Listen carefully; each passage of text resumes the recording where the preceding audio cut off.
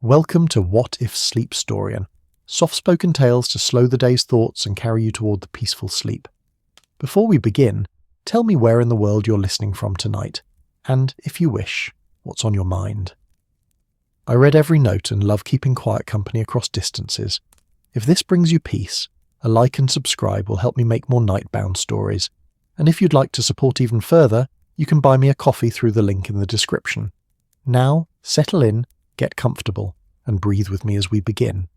The afternoon light filtered through the windows of 221B Baker Street, with the pale, watery quality peculiar to London in late October, when the sun seems to have forgotten its own warmth and merely goes through the motions of illumination. The fog had not yet risen from the Thames. That would come later, with the evening, but the air already held its promise, a dampness that clung to window panes and made the coals in the grate seem all the more precious. The fire itself burned with a contented crackle, sending shadows dancing across the familiar clutter of books, papers, and curious objects that defined the sitting room of Mr. Sherlock Holmes. Holmes himself sat in his favoured armchair, the one positioned to catch both the warmth of the fire and whatever meagre light the afternoon offered. His long fingers were steepled beneath his chin in an attitude of profound contemplation, though whether he was solving some intricate mental puzzle or simply watching the smoke from his pipe curl toward the ceiling was impossible to say. The pipe, a favourite cherry wood, released its tobacco scent into the room, mingling with the older, deeper smells of leather-bound volumes and the faint chemical tang that always seemed to hover near Holmes's makeshift laboratory bench. Dr. John Watson sat opposite, a medical journal open across his lap, though his attention had wandered from an article on the latest surgical techniques to the more immediate pleasure of simply being warm, comfortable, and in congenial company. His teacup rested on the small table at his elbow, still half full and releasing a gentle steam that caught the firelight. Outside, beyond the fog-softened windows, London went about its business with that peculiar muffled quality that autumn afternoons bring to a great city.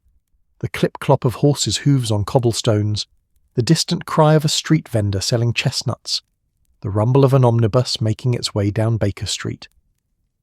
It was the sort of afternoon that seemed to exist outside of time, suspended in its own peaceful amber. The clock on the mantelpiece ticked with a rhythm so steady and familiar it became almost inaudible, more a feeling than a sound, like the heartbeat of the room itself. Watson found himself thinking, not for the first time, that these quiet moments were perhaps as valuable as the dramatic cases that occasionally interrupted them, the peaceful spaces between, the storms of investigation and deduction. "You're thinking," Holmes said suddenly, without opening his eyes or moving from his meditative position, "that peace is undervalued in our modern age." Watson smiled. After so many years of friendship, he should no longer be surprised by Holmes's uncanny ability to read his thoughts, yet it still brought a small pleasure, like a familiar magic trick performed with fresh elegance. "Something of the sort," Watson admitted, "though I was thinking more specifically that these quiet afternoons are rather pleasant." Holmes opened one grey eye. "Which is precisely another way of saying peace is undervalued. You have the soul of a poet, Watson, though you disguise it in the practical language of a medical man. And you have the soul of a musician disguised as a detective. Touché." Holmes closed his eyes again, though I would argue that detection is itself a kind of music. Patterns and rhythms, discord and resolution. The fire crackled its agreement, and for several more minutes neither man spoke. These silences were comfortable things, worn smooth by years of companionship. Watson returned to his journal, reading the same paragraph 3 times without absorbing a word of it, content to simply let his eyes move across the page, while his mind drifted pleasantly nowhere in particular. London in 1895 was a city of contrasts, a great beast of a metropolis that was simultaneously the heart of the largest empire the world had ever known, and a collection of small villages that happened to have grown together like mushrooms in a damp cellar. Here in Baker Street one could feel both the pulse of that great imperial engine and the intimate rhythms of neighbourhood life. The baker on the corner knew everyone's preferences. The postman commented on the weather with the authority of a meteorologist. The lamplighter would be making his rounds in a few hours, bringing his small mobile flame to each gas lamp-post, a ritual as old as Watson's own residence in these rooms. The Victorian age had brought such wonders, railways that shrank distance, telegraph wires that made words travel faster than horses, great exhibitions that showcased human ingenuity under vast glass roofs. The Crystal Palace itself, that temple of progress, still stood in Sydenham, gleaming like a promise of the future. Yet for all this rush toward tomorrow, London remained a city that respected its afternoon tea, its quiet hours, its domestic rituals. Watson glanced at Holmes and saw that his friend had finally genuinely dozed off, the pipe now resting in his hand at an angle that would have concerned anyone who didn't know that Holmes possessed an almost supernatural awareness even in sleep. The detective's aquiline profile was softened by the firelight, making him look younger, less severe. These were the moments when Watson most appreciated the privilege of their friendship, not the dramatic chases or brilliant deductions, but these quiet hours when one of the finest minds in England simply rested. The afternoon deepened. The light grew more golden, then amber, then began its slow fade toward the blue of approaching evening. Mrs. Hudson's voice drifted up from downstairs, speaking to someone at the door, probably the grocer's boy with a delivery. The familiar sounds of the household wrapped around Watson like a comfortable blanket. He was just considering whether to ring for fresh tea when the peace was shattered. A knock at the door, not the polite inquiring knock of Mrs. Hudson or a potential client, but an insistent, almost violent hammering that spoke of urgency or anger or both. It was the sort of knock that expected immediate response and would not be kept waiting. Holmes's eyes opened instantly. All traces of sleepiness vanished as if it had never existed. He was on his feet before Watson had fully processed the sound, his posture alert but not alarmed, curious rather than concerned. "Our peace, Watson," he said with a slight smile, "appears to have been discovered and deemed expendable." The knock came again, even more insistent. "Come in," Holmes called, his voice carrying that edge of amusement it always held when routine was disrupted by the unexpected. The door opened, and Mycroft Holmes entered the room like a storm system given human form. Watson had met Holmes's older brother on several occasions and had always been struck by how two men could share so many physical characteristics. The height, the sharp features, the grey eyes, yet present such different aspects to the world. Where Sherlock was lean and restless, Mycroft was substantial and sedentary. Where Sherlock moved with a nervous energy, Mycroft possessed the immovability of a government building. Yet now, that immovability has been shaken. Mycroft's usually impeccable appearance was dishevelled in small but telling ways. His collar sat slightly askew. His waistcoat buttons seemed to have been fastened hastily, resulting in a barely perceptible misalignment. Most telling of all, his face, usually as expressionless as a carved statue, was flushed with what could only be described as agitation. "Sherlock," he said without preamble, his voice tight with suppressed emotion, "someone has stolen my hat." The silence that followed this pronouncement was profound. Even the fire seemed to hold its breath. Holmes, to his credit, did not laugh. His eyes narrowed slightly, studying his brother with that intense focus he usually reserved for crime scenes. "Your hat," he repeated carefully, as if testing the words for hidden meaning. "My bowler, from the Diogenes Club, this very afternoon." Mycroft moved into the room, claimed the chair nearest the fire with the air of a man reclaiming territory, and fixed his brother with a stare that contained equal parts fury and humiliation. "I know what you're thinking. Do you?" Holmes remained standing, one hand absently reaching for his pipe, which he'd set aside upon, rising. "That seems unlikely, given that I'm thinking several contradictory things simultaneously." "You're thinking," Mycroft said with forced precision, "that this is trivial, that a hat, even my hat, is hardly worth troubling the great detective over. That surely the Empire has more pressing concerns than one man's missing headwear." Watson watched this exchange with fascination. The Holmes brothers' interactions were always illuminating, like watching two grandmasters play chess. Each move precise, each response calculated, yet beneath it all, an undercurrent of genuine fraternal affection that neither would ever openly acknowledge. "I was thinking," Holmes said mildly, settling back into his chair and relighting his pipe with deliberate slowness, "that you, dear brother, do not misplace things. You certainly do not travel across London in a state of agitation over misplaced things. Therefore, this is not about a hat. It is entirely about a hat. Mycroft's voice carried a note of defensiveness that Watson had never heard before. A very specific hat, my hat, which has vanished from the cloakroom of the Diogenes Club, a location where things do not vanish, where order is maintained with a rigour that would make a Swiss timepiece seem slovenly by comparison. Holmes puffed contemplatively on his pipe. "Tell me everything, and Watson." He glanced at his friend. "Do take notes. I have a feeling this may prove more interesting than it appears." Watson reached for his notebook, a habit so ingrained that his hand knew where it rested, even without conscious thought. He dated the page, October 23rd, 1895, and prepared to record what would prove to be one of the strangest cases in his chronicles of Sherlock Holmes' investigations. Mycroft took a breath, visibly composing himself. When he spoke again, his voice had regained some of its usual measured quality, though the underlying tension remained. "I arrived at the Diogenes Club at precisely 2 o'clock this afternoon, as is my custom on Wednesdays. I surrendered my hat and coat to Porter. He's been the cloakroom attendant for 15 years, utterly reliable, would no more confuse one member's belongings with another's than he would sprout wings and fly. I proceeded to the reading room, attended to some correspondence, reviewed several documents, and departed at 4:30. When I returned to collect my things, my bowler was gone. In its place," Mycroft's jaw tightened, "was a different hat, similar in style, but not mine.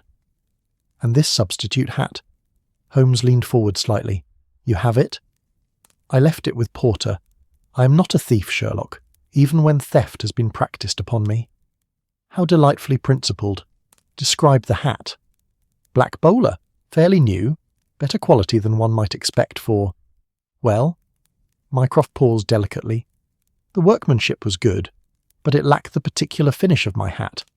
There were traces of light-coloured clay on the brim, and the interior band showed signs of regular use by someone with a slightly smaller head than mine." Despite himself, Holmes smiled. "You've been paying attention all these years. I learned from the best, or rather, the most insufferable." But there was warmth beneath the words. Watson found himself relaxing slightly. If the brothers were trading barbs, the situation couldn't be too dire. Still, he made careful notes, capturing Mycroft's description with the precision of a man long practised in recording Holmes' observations. "The question," Holmes said, tapping his pipe against his palm, "is not who took your hat. That much will be obvious once we examine the substitute. The question is why. The Diogenes Club is not a place one wanders into by accident. Its membership is strictly limited, and its purpose," he glanced at Watson, "is to provide a refuge for the most unsociable men in London, where they can be in company without the burden of conversation." "Quite right," Mycroft confirmed. "Speaking above a whisper is forbidden in all rooms except the stranger's room. It is a sanctuary from the exhausting demands of social interaction." Watson tried to imagine such a place and found it both appealing and slightly sad. A club full of men who wanted to be alone together, seeking the presence of humanity without its noise. "So whoever switched the hats," Holmes continued, his voice taking on that crisp, analytical tone that Watson knew so well, "did so in a location where questioning or confronting them would be impossible. Clever. The cloakroom is the only place where members must interact with staff, where belongings are vulnerable, where a switch could occur without immediate notice." "Precisely why I'm here," Mycroft said. "This wasn't opportunistic theft. This was deliberate, calculated, and I need to know why." The fire crackled, sending up a small shower of sparks that glowed briefly before fading, like tiny stars dying in fast motion. Outside, the evening was indeed beginning to assert itself. The fog was rising now. Watson could see it through the window, that characteristic London fog that turned the city into something from a fairy tale, all softened edges and mysterious shapes. Holmes sat in silence for a long moment, his eyes distant, fingers steepled once more beneath his chin. Watson recognised this attitude. His friend was already several steps ahead in his thinking, following chains of logic that would only become apparent later, turning the problem over and examining it from angles others wouldn't think to look at. Finally, Holmes spoke. "We'll go to the Diogenes Club, tonight before the trail grows any colder. Watson, bring your coat. Mycroft, try not to look quite so much like a man whose hat has been stolen. It makes you conspicuous." "I am always conspicuous. I weigh 16 stone and occupy a significant position in Her Majesty's government." Yes, but usually you're conspicuously dignified. Right now you're conspicuously ruffled. There's a difference. Holmes rose, reaching for his own coat. Besides, this may prove to be a perfectly ordinary mix-up after all. Someone grabbed the wrong hat in a hurry. These things happen. But Watson, watching his friend's eyes, knew that Holmes didn't believe that for a moment. And judging by the expression on Mycroft's face, neither did he. The game, as they said, was afoot, even if the game involved nothing more dramatic than a missing bowler hat and the wounded dignity of a high-ranking government official. Sometimes, Watson reflected as he gathered his things, the smallest mysteries proved the most illuminating. And something in the quality of the afternoon, the way the peaceful interlude had been shattered, the tension in Mycroft's usually imperturbable frame, suggested that this hat might tell a story worth hearing. The three men prepared to venture out into the fog-wrapped city, leaving behind the warm sanctuary of Baker Street for whatever awaited them in the hushed corridors of London's most peculiar gentleman's club. The fire continued its gentle crackling, unconcerned with human dramas of missing hats and offended dignity, content to simply be a fire on an autumn evening in the greatest city in the world. The fog had indeed risen by the time the three men emerged from 221B Baker Street, and London had transformed itself into that peculiar other world it became on such evenings, a place of muffled sounds and uncertain distances, where familiar landmarks loomed suddenly out of the grey and disappeared just as quickly behind you.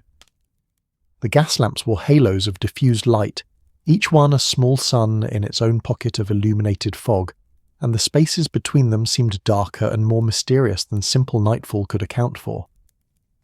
A hansom cab waited at the corner, its driver hunched on his perch like some patient bird, his coat collar turned up against the damp. Holmes hailed him with a sharp whistle that cut through the fog with surprising clarity, and within moments they were settled inside. Three men in varying states of agitation, though only Mycroft's showed plainly on his face. The journey through fog-wrapped London was like travelling through a dream. Buildings emerged and receded, their Georgian and Victorian facades becoming theatrical backdrops in the mist. Other vehicles passed like ghost ships, their lamps glowing, the sound of their wheels on cobblestones muffled and strange. Occasionally a pedestrian would materialise at the roadside, face indistinct, before being swallowed again by the grey. Watson found himself studying the city with that heightened awareness that always came when accompanying Holmes on an investigation. London in 1895 was a study in contrasts, the wealthiest city in the world, heart of an empire upon which the sun never set, yet also a place of profound poverty and struggle. They passed from the respectable streets near Baker Street, through areas where the fog seemed to carry with it the scent of coal smoke and something less definable, something that spoke of too many people living in too little space. The Diogenes Club stood on Pall Mall, that broad street of gentlemen's clubs where the powerful and influential gathered in their various tribal configurations. Each club had its character, the Reform for liberals, the Carlton for conservatives, the Athenaeum for intellectuals. The Diogenes Club, Watson knew, catered to a more unusual requirement, the desire to be in company without the burden of companionship, to be alone together in the heart of the city. The building itself was handsome in that restrained way that characterised the best of English architecture. Portland stone facade, tall windows that suggested rooms of proper proportions within, a discreet entrance that spoke of exclusivity without ostentation. As they alighted from the cab, Watson noticed how the fog seemed to respect the building's dignity, swirling around it rather than engulfing it entirely. "Remember," Mycroft murmured as they approached the entrance, his voice barely above a whisper, already adapting to the club's peculiar etiquette. "Once we pass beyond the entrance hall, silence is absolute. No speaking above a whisper, gestures only if possible. The reading room especially is sacred in its quietude." Holmes nodded, a slight smile playing at his lips. Watson suspected his friend was rather looking forward to investigating a crime scene where normal questioning was forbidden. It would appeal to his love of the theatrical, the unusual, the deliciously awkward. The door was opened by a porter in the club's distinctive dark green livery, a man whose face suggested he had seen much in his years of service, and had been trained to react to none of it with any visible emotion. Mycroft was recognised immediately, of course, and the porter's only acknowledgement of the unusual circumstances, arriving with guests at an odd hour, with a certain tension in his bearing, was a barely perceptible raising of one eyebrow. "Mr. Holmes," the porter said quietly, as if normal volume would be an offence even here in the entrance hall where speaking was technically permitted. "Your guests are my brother, Mr. Sherlock Holmes, and his associate, Dr. Watson. They're here regarding the incident." "Ah, yes, Porter is expecting you. He's in the cloakroom, naturally. This way, gentlemen." The entrance hall was everything Watson had imagined and more. High ceilings with elaborate plasterwork, dark wood panelling that gleamed with generations of polishing, a grand staircase that curved upward toward the mysterious regions above. But what struck Watson most was the quality of the silence. It wasn't merely the absence of sound, it was a presence in itself, a thick, tangible thing that seemed to have weight and texture. From somewhere deeper in the building came the faint rustle of a newspaper being turned. A clock ticked with profound solemnity, otherwise nothing. It was like being inside a very elegant tomb, Watson thought, then immediately felt guilty for the comparison. They were led through a corridor lined with portraits of past members, distinguished gentlemen with impressive whiskers and expressions of profound seriousness, as if they were judging the current generation and finding it wanting. The corridor opened into a small vestibule, and there, behind a polished counter, stood the cloakroom attendant. Porter, for that was apparently both his name and his function, in that economical way the English had of conflating identity with occupation, was a man of perhaps 60, with the upright bearing of a former military man and the careful precision of someone who had spent decades in a job that demanded absolute reliability. His hair was silver, his suit impeccable, his expression one of profound distress barely concealed beneath professional composure. "Mr. Mycroft Holmes," he said, his voice hushed and urgent simultaneously, "I cannot apologize enough.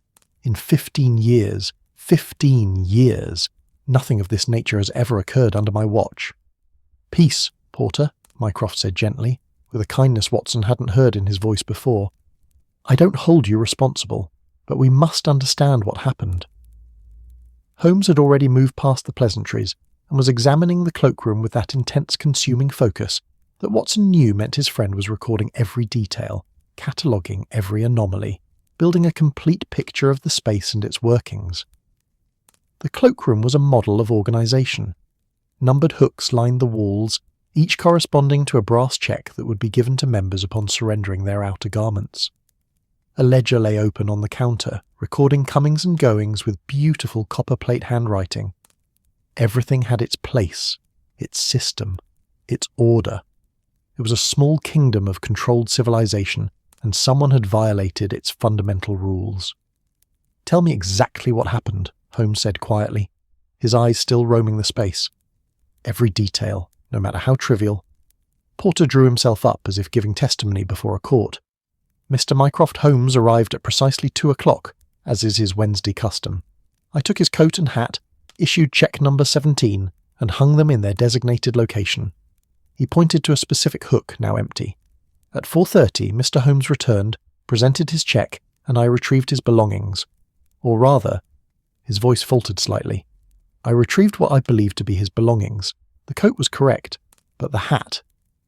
"The hat was different," Holmes finished for him. "And you didn't notice immediately?" Porter's distress deepened. "The light here is sometimes... and the hats were similar. I noticed only when Mr. Holmes pointed it out. I am mortified, sir. Absolutely mortified." "The substitute hat," Mycroft interjected. "Where is it now?" Porter reached beneath the counter and produced the offending item with something like reverence, placing it on the polished wood surface as if it might explode. Watson leaned in to look, though he knew his observations would be crude compared to what Holmes would deduce. It was indeed a black bowler, seemingly identical to any other gentleman's hat of the period. Well made, certainly. The silk ribbon around the crown was of good quality. The felt had that slight sheen that came from proper finishing. To Watson's untrained eye, it looked expensive but not exceptional. Holmes, however, was examining it with the intensity of a jeweller appraising a rare diamond. He picked it up carefully, turned it slowly in the lamplight, brought it close to his face to examine the weave of the felt, the stitching, the band inside where the maker's mark would be stamped. "Dun and Cust," he murmured, reading the mark. "Respectable hatter, establishment on Oxford Street. The hat is approximately 6 months old, worn regularly, but well cared for. The owner has a head circumference slightly smaller than Mycroft's. He glanced at his brother, which is saying something, given your prodigious brain capacity. Hilarious, Mycroft deadpanned. Holmes continued his examination, apparently unhearing. Clay on the brim, as you noted, Mycroft. Light-coloured, possibly kaolin. There are also traces of... Ah! He held the brim up to the lamp, peering at it intently. Traces of red sealing wax. Small quantities, but definite. And here, on the interior band, slight indentations suggesting the owner frequently carried papers tucked inside the crown. Not uncommon for men who work in offices where document security is paramount. Watson was taking notes as quickly as his pencil would allow, though he knew he was capturing only a fraction of what Holmes was observing. The detective had now moved to examining the cloakroom itself, studying the hooks, the counter, the small window that looked out onto a narrow alley. "Porter," Holmes said suddenly, "how many members were present in the club between 2 and 4:30 this afternoon?" Porter didn't need to consult his ledger. He knew his domain completely. 17 members, sir, including Mr. Mycroft Holmes. It was a quiet afternoon. Wednesdays often are. And all 17 have been accounted for? None left early without collecting their belongings? All accounted for, sir. I keep meticulous records. He gestured to the ledger with evident pride. Holmes nodded slowly, his eyes distant. So we have 17 members, 17 coats, 17 hats, all accounted for. Yet somewhere in this equation 2 hats have switched places. Mycroft's gone, and this stranger has appeared. He tapped the bowler thoughtfully. "Porter, I don't suppose any of your regular members own a hat from Dunn & Co.?" "I couldn't say with certainty, sir. I recognise each member's belongings, of course, but hatter's marks—" He trailed off apologetically. "No, of course not. That would be too simple." Holmes set the hat down and began pacing the small space, his movements precise despite the confined quarters. "Here's what we know. Someone wearing this hat entered the Diogenes Club this afternoon. They somehow managed to switch their hats for Mycroft's, and they did so in a way that you, Porter, a man of considerable attention to detail, didn't notice the substitution at the time." "But that's impossible," Watson interjected. "The club's membership is strictly controlled. You can't simply wander off the street." "Precisely, Watson. Which means—" Holmes paused, his expression sharpening. "Porter, did the club receive any visitors this afternoon? Tradesmen, delivery persons, anyone from outside the membership?" Porter's face underwent a subtle transformation. Not quite surprise, but recognition, as if a forgotten detail had suddenly surfaced. There was, yes, a courier, from the Foreign Office. He delivered a packet of documents to one of our members, Lord Cranbrook. Arrived at perhaps 3 o'clock, stayed only a few minutes. "Describe him." "Young man, mid-20s perhaps. Brown hair, clean-shaven, respectable appearance. Wearing the standard courier's uniform, dark suit, white collar. He seemed nervous, I thought, but then, couriers often are when entering establishments like ours. Intimidating, I suppose, for someone unused to such places." Holmes and Mycroft exchanged a glance, and Watson saw something pass between the brothers, some shared understanding or suspicion that he couldn't quite read. "This courier," Holmes said carefully, "did he surrender his hat when he entered?" "Yes, sir. Protocol requires it, even for brief visits." "And when did he left?" Porter's face went pale. I gave him a hat. I assumed it was his. It was a black bowler, you see, and I just—" The silence that followed was profound. Even in a club dedicated to quietude, this particular silence felt different, heavier, more meaningful. It was the silence of realization, of pieces clicking into place. "So," Holmes said softly, "we have our mechanism. A courier arrives, surrenders his hat. This hat." He gestured to the bowler on the counter. "And when he departs, you inadvertently give him Mycroft's instead. Simple, clean, and very, very clever." "But why?" Watson asked. "What possible reason could a Foreign Office courier have for stealing Mycroft's hat?" Mycroft's expression had gone from agitated to calculating, his considerable intellect now fully engaged with the problem. "That," he said quietly, "is the interesting question, and I suspect the answer involves more than simple theft." Holmes picked up the substitute hat again, turning it slowly in the lamplight.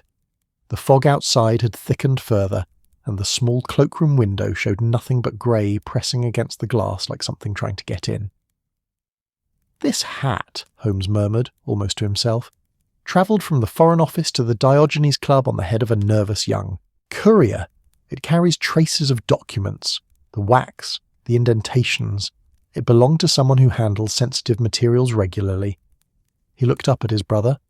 "Mycroft, what exactly is it that you do for the government? You know very well what I do. Humour me, for Watson's benefit." Mycroft sighed. "I coordinate between departments. I see patterns, make connections, ensure information flows to where it's needed. It's fundamentally boring work, but occasionally essential. And your position would make your name, your habits, your regular Wednesday attendance at the Diogenes Club." Holmes let the sentence hang. "Known to certain people," Mycroft finished grimly. "Yes." The fire in the small grate, for even the cloakroom had its modest hearth, crackled softly, as if commenting on this revelation. Watson felt a chill that had nothing to do with the fog outside. What had seemed like a simple case of a missing hat was transforming into something more complex, more troubling. Holmes set the hat down with finality. "Porter, I'll need the name of the courier service, and any details about this particular courier. His name, his usual routes, anything." "I took his card, sir, standard practice for non-members." Porter produced a small pasteboard card from a drawer. "Edmund Carstairs, Foreign Office Courier Service." That's all it says, along with an address in Whitehall. "Excellent." Holmes pocketed the card. "And now I think we should examine where Mycroft's hat was kept before it vanished. Sometimes the location tells us as much as the object itself." They moved to the hook that had held Mycroft's belongings, number 17, appropriately high on the wall, befitting a man of Mycroft's stature in both the literal and figurative sense. Holmes studied it, with the same intensity he'd given the substitute hat, examining the hook itself, the wall around it, even the floor beneath. "Nothing," he finally pronounced, "which tells us that our courier knew exactly what he was doing. No fumbling, no mistakes. He came prepared." "But prepared for what?" Watson asked. "This still makes no sense. Why would anyone want Mycroft's hat specifically?" Holmes smiled, but it was a thin, sharp expression. "That, my dear Watson, is what we're going to find out. And I suspect the answer begins with Mr. Edmund Carstairs, nervous Foreign Office courier, whose own hat now sits unclaimed in the Diogenes Club, while he walks the foggy streets of London, wearing the property of one of Her Majesty's most valuable civil servants." The clock in the entrance hall chimed 7 times, each note falling into the silence like a stone into a well. Outside, the fog pressed closer, turning London into a labyrinth where anything might happen, where hats could vanish and mysteries could multiply in the grey. Mycroft adjusted his collar, still slightly askew, and straightened his shoulders. "Then we find this Carstairs fellow. Tonight, if possible." "Tonight," Holmes agreed, "before he realises his mistake has been discovered, before he has time to dispose of evidence or disappear entirely." He turned to Porter. "Keep this hat safe. Lock it away if you must. It may prove to be evidence in a matter more serious than simple theft." Porter nodded solemnly, taking the hat with renewed respect, as if it had suddenly become a holy relic. As they prepared to leave, Watson glanced back at the cloakroom, that small, ordered kingdom where everything had its place and purpose. It seemed impossible that such a neat, controlled space could be the scene of anything untoward. Yet that, he supposed, was precisely what made it perfect for such a scheme. No one would suspect drama in a place dedicated to the absence of it.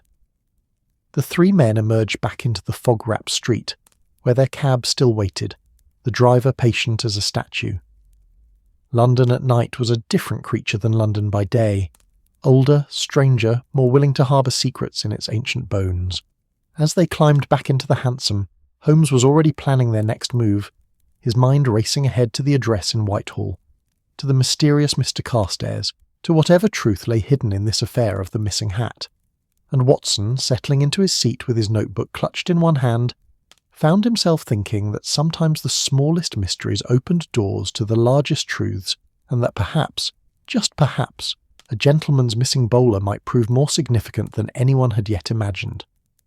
The cab lurched forward, carrying them deeper into the fog, into the next chapter of the investigation, into whatever awaited in the shadows of a London that knew how to keep its secrets close. The address on Edmund Carstairs' card led them not to a residence, but to a nondescript building on a side street off Whitehall, the sort of structure that seemed designed to be overlooked. Grey stone, modest proportions, windows that reflected rather than invited. It was the kind of place where the machinery of government operated quietly, where clerks and couriers came and went without fanfare, carrying the papers that kept an empire running. By the time their cab arrived, full darkness had settled over London, and the fog had achieved that particular thickness that turned the city into a series of small, isolated worlds. Each gas lamp created its own sphere of visibility, and the spaces between became unknowable voids. The effect was simultaneously claustrophobic and expansive. You could see only a few feet ahead, yet somehow this made London feel infinite, as if the fog concealed not just streets and buildings, but entire universes. "The office will be closed at this hour," Mycroft observed as they stood before the building, its windows dark and unwelcoming. "Government couriers work on schedules as rigid as railway timetables. Carstairs will have completed his rounds by 5 o'clock at the latest." "Then we find where he lives," Holmes said simply. "A man who makes his living carrying secrets must have a home somewhere in this vast labyrinth. The question is where?" Watson pulled his coat tighter against the damp. The fog carried with it that peculiar London chill that seemed to bypass clothing entirely and settle directly into one's bones. Could we not simply return in the morning, speak to his superiors, and give our nervous courier an entire night to realise his mistake? Holmes shook his head. "No, Watson. If this is innocent, a simple confusion of hats, there's no harm in finding him tonight. But if it's something more—" He left the thought hanging in the fog-thick air. Mycroft was studying the building with that calculating expression Watson had come to recognise in both Holmes brothers, the look of men who saw patterns where others saw only chaos, connections where others saw coincidence. "There's a night porter. There must be. Even government buildings require someone to mind them after hours, especially buildings that house sensitive materials." As if summoned by the observation, a light flickered to life in a ground-floor window. Not the bright gas-lit illumination of occupation, but the dim glow of a candle or small lamp being carried through dark corridors. A shadow moved behind the glass, indistinct, but human. Holmes approached the door and knocked, not with the urgency that had characterised Mycroft's earlier assault on 221B Baker Street, but with the measured confidence of someone who expected to be admitted. The door opened after a moment to reveal an elderly man in porter's livery, holding a lamp that cast dramatic shadows across his weathered face. "Building's closed, gentlemen," he said, his voice carrying the authority of someone who had repeated this phrase countless times over the years. "Business hours are 8 to 6, Monday through Friday." "We're not here for official business," Holmes said, smoothly producing a card, his own this time. "Sherlock Holmes, consulting detective. This is my brother Mycroft Holmes and Dr. Watson. We're trying to locate one of your couriers, Edmund Carstairs. It's rather urgent." The mention of Mycroft's name worked its subtle magic. The porter's expression shifted from bureaucratic dismissal to cautious respect. Anyone who worked in government buildings in Whitehall would know the name Mycroft Holmes, even if they couldn't precisely articulate what it was he did. "Mr. Carstairs," the porter said slowly. "Yes, he's one of ours. Been with the service about 3 years now. Reliable fellow, mostly. What's this about, if you don't mind my asking?" "A small matter of mistaken property," Holmes said, keeping his tone light. "Nothing criminal, I assure you. We simply need to return something to him and retrieve something of ours. Do you have his home address?" The porter hesitated, clearly wrestling with the competing demands of protocol and the implicit authority carried by the Holmes name. Protocol, Watson suspected, would have won if not, for Mycroft's presence. But Mycroft merely stood there, radiating that peculiar gravitational pull that came from being essential to the functioning of the British government, and the porter's resistance crumbled like a sandcastle at high tide. "I suppose, given the circumstances, and Mr. Mycroft Holmes being involved." He disappeared back into the darkened building, his lamp creating wild, dancing shadows on the walls. When he returned, he carried a ledger that looked older than some of the clerks who probably worked in the building. "Mr. Edmund Carstairs," he read, squinting at the page in the lamplight. "Resides at Mrs. Pemberton's boarding house, 14 Craven Street, just off the Strand. Single gentleman, no dependents. As I said, generally reliable. Hasn't missed a day's work in over a year." "Generally reliable?" Holmes pounced on the qualification. "But not always?" The porter shrugged. "He's young, mid-20s, Sometimes young men are—" He searched for a diplomatic phrase. "Distracted. Nothing serious. The occasional late arrival, a delivery that takes longer than expected. The sort of things that happen when someone's mind isn't entirely on their work." "Has he seemed distracted recently?" Another hesitation, longer this time. The porter glanced at Mycroft as if seeking permission to share observations about a government employee with outsiders, even if one of those outsiders technically was the government in many respects. "Since you ask," he said finally. "Yes, the past few weeks, he seemed nervous, jumpy-like, keeps checking over his shoulder, startles easily. I asked him once if he was feeling well and he leaped out of his skin." The porter shook his head. Though perhaps he was having woman troubles, young men often do. Holmes and Mycroft exchanged another of those meaningful glances. Watson made a note in his book, though the fog had dampened the pages and his pencil moved sluggishly across the paper. "One more question," Holmes said. "What route would Carstairs typically take for his afternoon deliveries? Which departments? Which buildings?" The porter consulted his ledger again. "Varies day to day, depending on what needs delivering. But Wednesdays— let me see. Wednesdays he generally covers the Foreign Office dispatches, makes rounds to various embassies, the Admiralty sometimes, occasional private deliveries to gentlemen's clubs if the documents are sensitive enough to require hand delivery rather than post." "Gentlemen's clubs," Holmes repeated softly. "Such as the Diogenes Club?" "I couldn't say specifically, sir. The delivery manifests are confidential, but it wouldn't be unusual. Lord Cranbrook is a member there, and he frequently receives dispatches at the club rather than at his home or office. I prefer privacy. I understand." The fog swirled around them as if trying to listen in on the conversation, tendrils of grey reaching toward the lamplight like ghostly fingers. From somewhere in the distance came the mournful call of a ship's horn on the Thames, a sound that always made Watson think of departures and lonely journeys, of the vast watery highways that connected London to the rest of the Empire. Holmes thanked the porter, and they returned to their waiting cab, which had become little more than a dark shape in the fog, identifiable more by the patient stamping of the horses' hooves than by any visual clarity. "Craven Street," Holmes called up to the driver, who acknowledged with a grunt that suggested he'd driven through worse fogs than this, and would again before his career was done. The journey from Whitehall to Craven Street was brief in distance, but transformed by fog into something approaching an adventure. The cab moved slowly, the driver navigating as much by memory and intuition as by sight. They passed buildings that loomed suddenly out of the grey like ships emerging from mist. The stolid bulk of what might have been an office block, the more elegant lines of a hotel or restaurant, the Gothic spires of a church reaching upward into invisible heavens. London at night, in fog, was a city of sounds more than sights. The clop of their horses' hooves echoed strangely, seeming to come from multiple directions at once. Voices drifted past, disembodied and strange, a woman laughing, a man singing drunkenly, the sharp exchange of street vendors packing up their wares for the night. Somewhere a piano played, its melody muffled by fog and distance until it became something dreamlike and uncertain. Watson found himself thinking about the different Londons that existed simultaneously in the same space. There was the London of daylight and respectability, of business conducted in panelled offices and laws debated in Parliament. There was the London of poverty and struggle, of narrow courts and desperate measures. There was the London of empire, of ships arriving from India and Australia laden with tea and wool and the wealth that kept the whole vast machine running.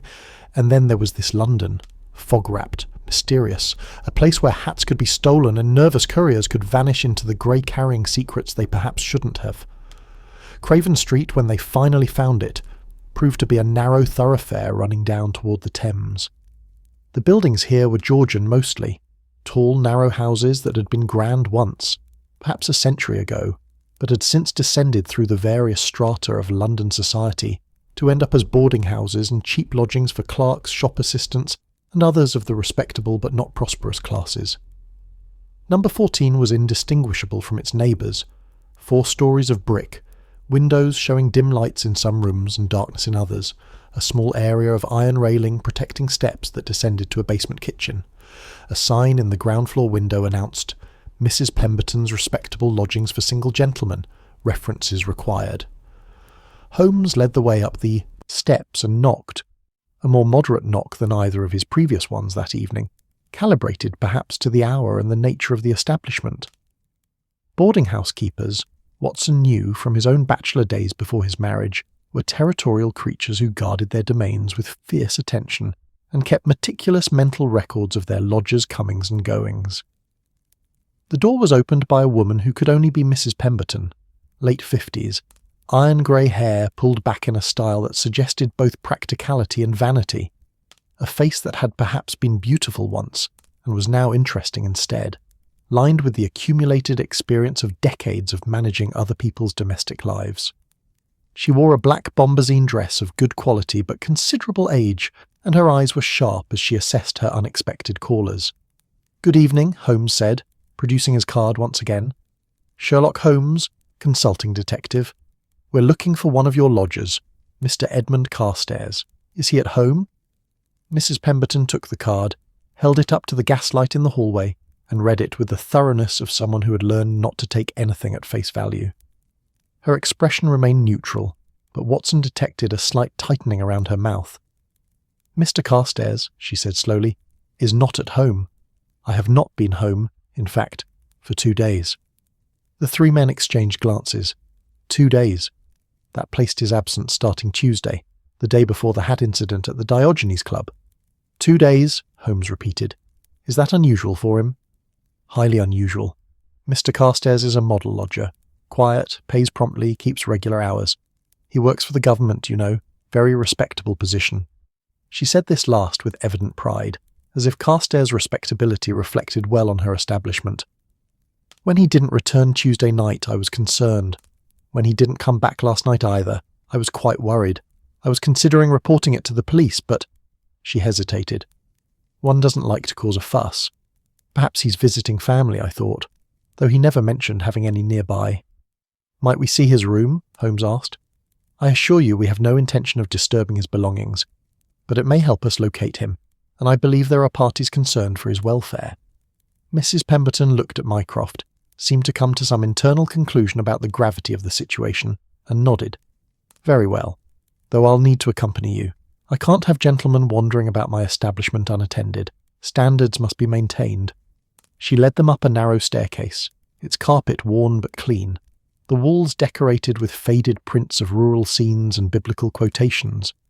The boarding house had that particular smell Watson associated with such places, a mixture of cooking cabbage, coal fires, furniture polish, and the accumulated presence of many people living in close quarters while trying to maintain the fiction of privacy. Carstairs' room was on the 3rd floor at the back of the house.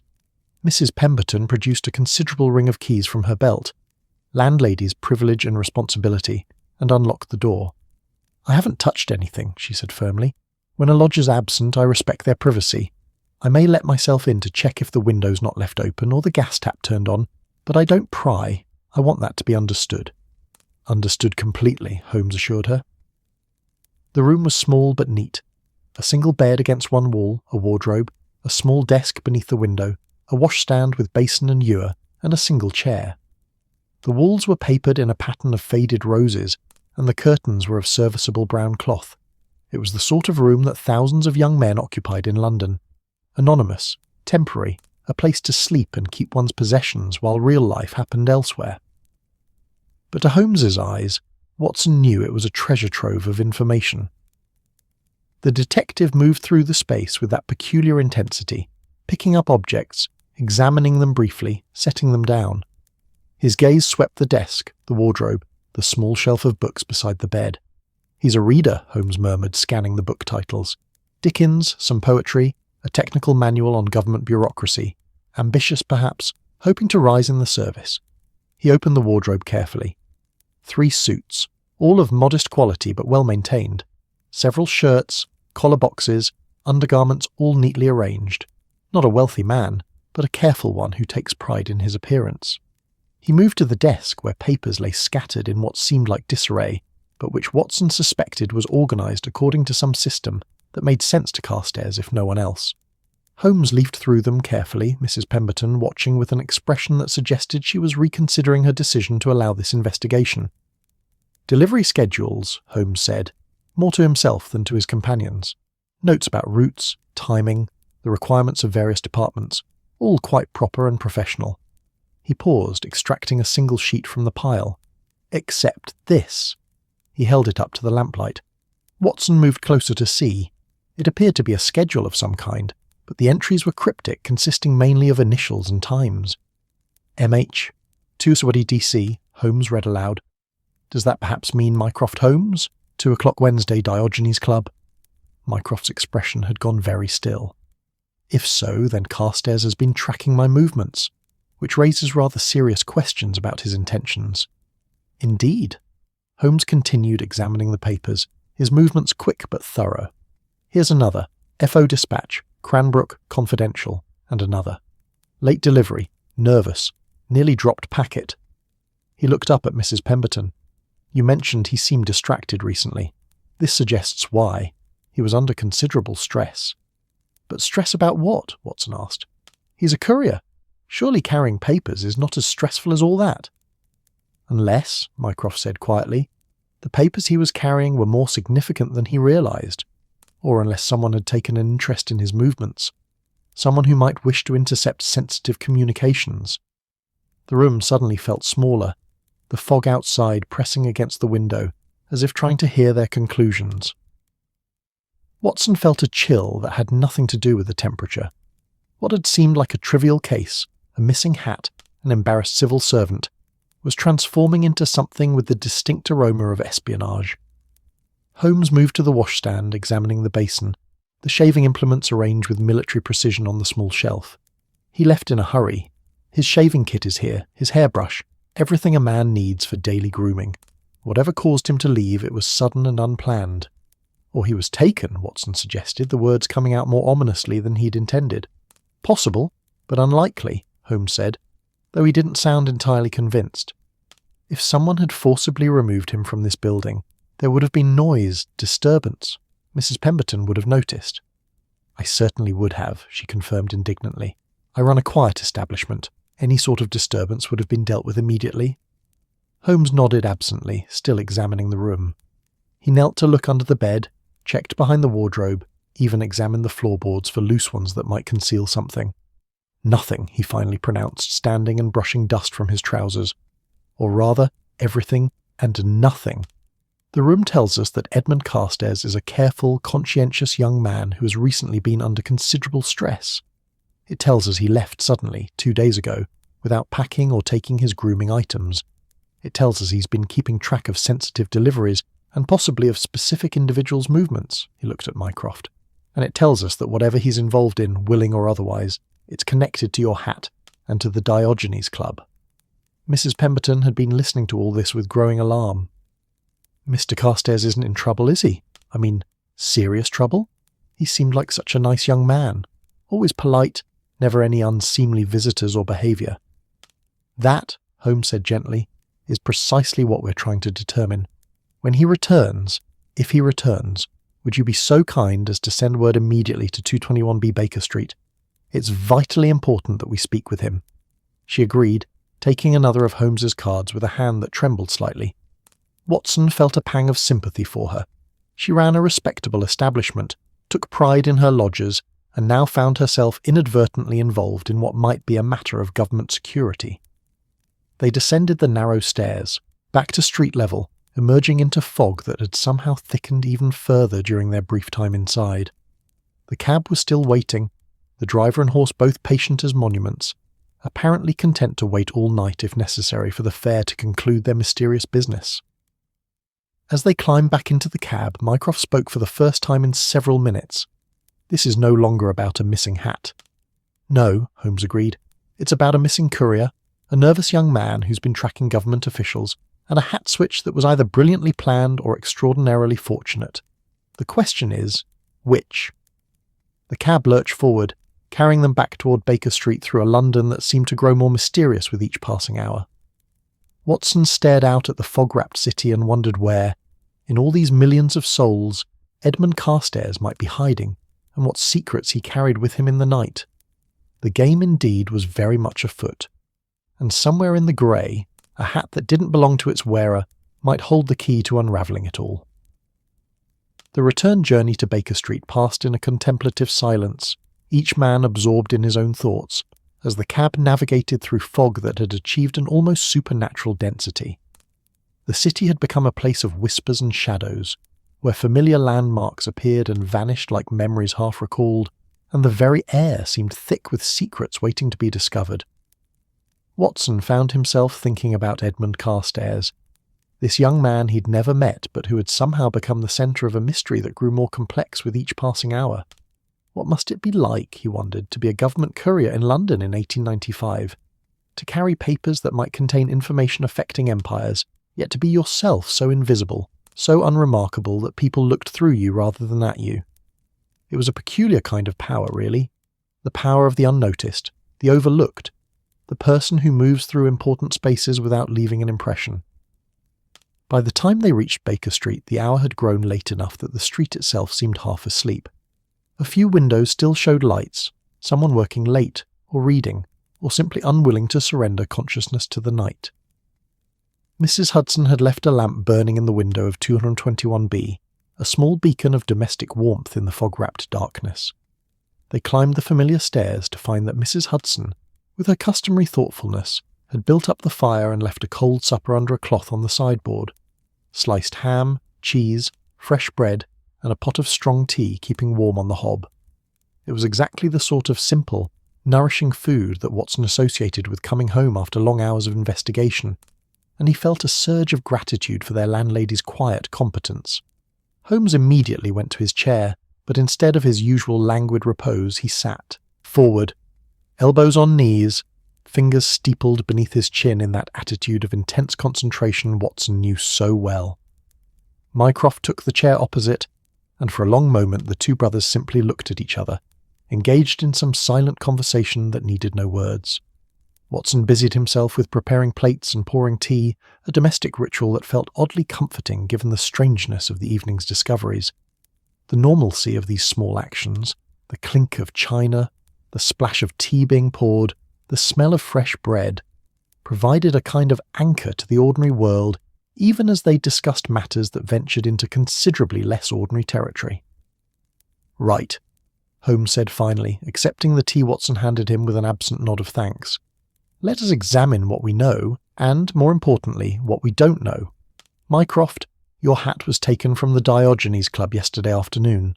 The substitution occurred during a brief window when a Foreign Office courier named Edmund Carstairs was delivering documents to Lord Cranbrook. The switch could not have been accidental. Too many specific circumstances had to align." "Agreed," Mycroft said, his voice carrying that dry, analytical tone that emerged when he was working through a problem, which suggests either that Carstairs himself engineered the switch, or that someone else did and Carstairs was merely the unwitting vehicle for it. "And yet Carstairs has disappeared," Watson added, settling into his own chair with his plate balanced on his lap, "which suggests he's either guilty and fled, or innocent and frightened." "Or," Holmes said quietly, "something in between. A man can be both victim and participant in the same crime, Watson. The world is rarely so neat as to divide people cleanly into villains and heroes." The fire crackled softly, sending shadows dancing across the cluttered walls of the sitting room. Outside, the fog pressed against the windows like something alive and curious, and from somewhere in the distance came the mournful sound of a policeman's whistle, some small drama playing out in the London night. Holmes rose and began pacing, his movements precise despite the confined space. "Consider the evidence from Carstairs' room. A man who keeps careful records, who notes his deliveries and routes with the attention of someone either very conscientious or very nervous. The notes about your movements, Mycroft, M. 2 Gasrodi DC, suggest he was specifically tracking you. But why?" "Perhaps I was merely one of several people he was tracking," Mycroft suggested. "A courier would naturally note the patterns of his regular recipients, when they're available, where they prefer to receive deliveries. It could be entirely innocent." "Could be," Holmes agreed, "but for the fact that he's disappeared, and that your hat, specifically your hat, was the one taken, and that the substitute hat shows signs of having been in contact with documents sealed, with wax, suggesting it belonged to someone who handles sensitive materials regularly." He paused in his pacing. "No, this was targeted. The question is whether Carstairs was the hunter or the prey." Watson took a bite of ham and found it surprisingly good. Mrs. Hudson had added some of her special mustard, the one with hints of honey and herbs. Could someone have been forcing him to do this? Threatening him in some way? It's a possibility worth considering, Holmes said. Mrs. Pemberton mentioned he'd seemed nervous and distracted in recent weeks. A man under duress would certainly display such symptoms. He returned to his chair, picking up his pipe and beginning the familiar ritual of filling and lighting it. But duress from whom? And to what end? What could possibly be gained from stealing Mycroft's hat? The hat itself is irrelevant, Mycroft said flatly. It must be. Unless I've inadvertently made an enemy among London's community of hat thieves, which seems unlikely. Then what? Watson asked. If not the hat, then what was the actual objective? The brothers exchanged another of those meaningful glances, and Watson saw something pass between them, some shared understanding of how these games were played in the shadowy world where government and espionage intersected.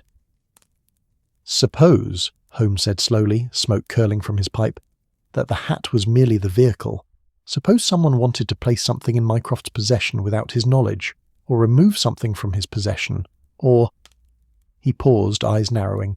Establish a connection that could be observed and documented. You're suggesting I was being set up, Mycroft said. It wasn't a question. I'm suggesting that a man in your position, with access to sensitive information, with knowledge of government operations across multiple departments, would be a valuable target for anyone engaged in espionage. And what better way to compromise such a man than to create evidence of improper contact with a foreign agent? The room fell silent except for the fire's whisper and the tick of the clock. Watson felt the pieces shifting in his mind, rearranging themselves into a pattern that was both alarming and somehow grimly logical.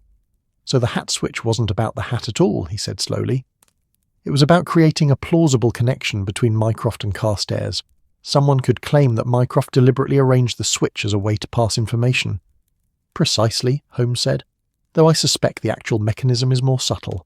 Remember the traces of clay and sealing wax on Carstairs' hat? Suppose a message was concealed in that hat, a coded communication, perhaps hidden in the lining or the band. Carstairs, knowingly or unknowingly, carries this hat into the Diogenes Club. The switch occurs. Mycroft leaves with a hat containing a compromising message. Later, when this is discovered, he appears to have been receiving intelligence from a foreign source. Mycroft's expression had gone very cold, very still. It's elegant, I'll give them that. Frame me for espionage using my own predictable habits against me. My Wednesday attendance at the club is well known. My position makes me a credible target, and a man accused of treason, even if eventually exonerated, is a man whose usefulness to the government is ended. But who, Watson demanded, who would go to such elaborate lengths? That, Holmes said, is what we must discover, and quickly, before whoever orchestrated this realizes their scheme has been uncovered and moves to the next phase of their plan. He rose again, unable to remain seated when his mind was working at full capacity. Consider what we know about the players.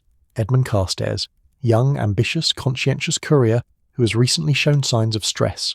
Lord Cranbrook, the recipient of the delivery that provided the opportunity for the switch. The Foreign Office itself, which employs Carstairs and handles exactly the sort of sensitive materials that might interest foreign agents. And then there's the question of which foreign power might be involved, Mycroft added grimly. The usual suspects, France, Russia, Germany. Any of them would love to either recruit me or discredit me, preferably both. Watson found himself thinking about the geopolitical landscape of 1895, the great powers of Europe engaged in their endless dance of alliance and rivalry, the scramble for colonies in Africa and Asia, the naval arms race between Britain and Germany, the eternal complications of the Eastern question, and Russia's designs on Constantinople. The British Empire stood at the height of its power, but power bred enemies, and those enemies constantly probed for weaknesses. We need to examine Mycroft's hat, Holmes said decisively. The one Carstairs is presumably wearing. If my theory is correct, that hat contains the actual message, the false evidence meant to incriminate Mycroft. But since the switch was discovered prematurely, Carstairs still has it. Which is why he's disappeared, Watson said, understanding dawning. He realized something had gone wrong. Perhaps he was supposed to make another exchange, return Mycroft's hat after the message had been discovered. But when the switch became known, he panicked and went to the ground. Or, Mycroft said darkly, whoever was controlling him decided he'd become a liability and removed him from the equation entirely. The fire seemed to burn less warmly at that suggestion. Watson thought of the neat little room in Mrs. Pemberton's boarding house, the careful arrangements of a young man's life, and wondered if Edmund Carstairs was still alive to return to it. Holmes was at his desk now, pulling out maps of London, spreading them across the cluttered surface. If Carstairs fled voluntarily, where would he go? He's a government courier. He knows the city intimately. He'd know which areas to avoid, where the police patrol, where a man might hide. He'd also know, Mycroft added, that running makes him look guilty. If he were truly innocent, caught up in something beyond his understanding, he might instead seek help from someone in authority. But who? Holmes asked. He can't go to his superiors at the Foreign Office. They might be involved. He can't go to the police. What would he tell them? That he accidentally stole a government official's hat and now suspects international espionage? They'd laugh him out of the station. Watson watched the brothers work, their minds moving in parallel tracks, finishing each other's thoughts with the ease of long familiarity. It was like watching a piece of music being performed by two instruments in perfect harmony, each playing a different part but creating a unified whole. Safe houses, Mycroft said suddenly. The government maintains certain locations for situations exactly like this. Places where someone with sensitive information can go to ground until they can be properly debriefed. Carstairs would know about them.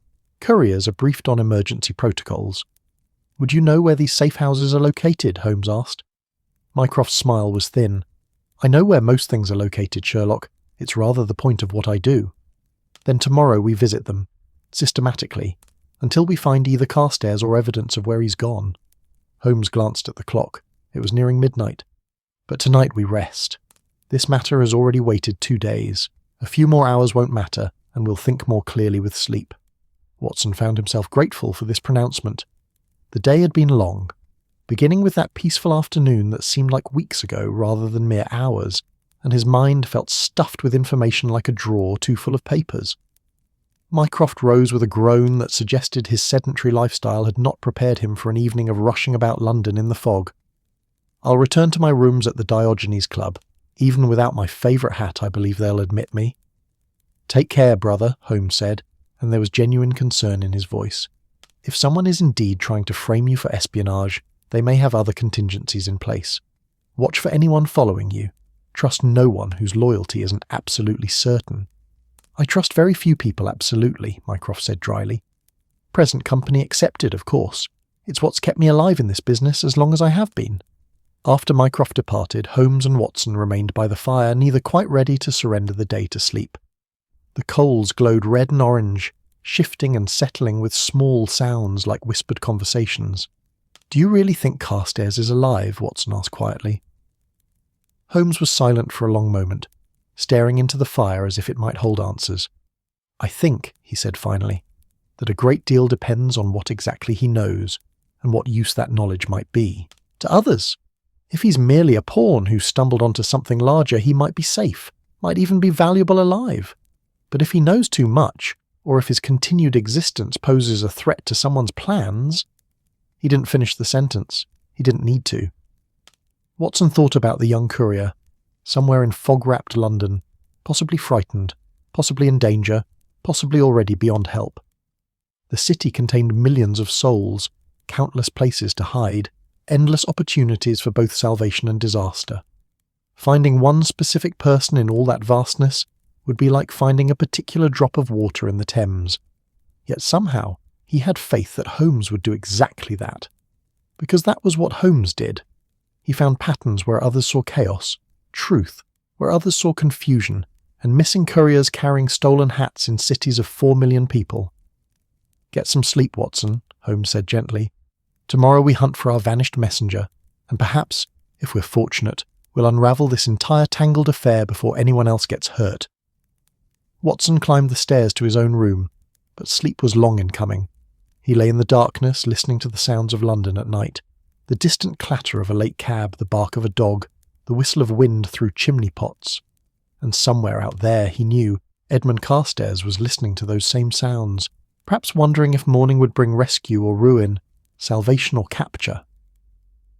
The fog pressed close against his window, and Watson finally drifted into an uneasy sleep filled with dreams of hats and shadows, of messages hidden in unlikely places, and of young men running through endless grey streets with secrets they wished they'd never learned. The mystery of the missing hat had become something much larger and considerably more dangerous, and tomorrow they would venture back into the fog to pursue it wherever it might lead. Morning came to London with that tentative quality particular to late October, when the sun seems uncertain of its welcome and arrives with apologies rather than fanfare. The fog had lifted somewhat during the night, though it hadn't entirely departed. It lingered in patches and hollows, clinging to the Thames like a reluctant guest who knows the party is over but can't quite bring themselves to leave. Watson woke to the smell of Mrs. Hudson's excellent bacon frying downstairs, and the sound of Holmes moving about in the sitting room with that restless energy that indicated his mind had been working through the night, even if his body had been forced to rest.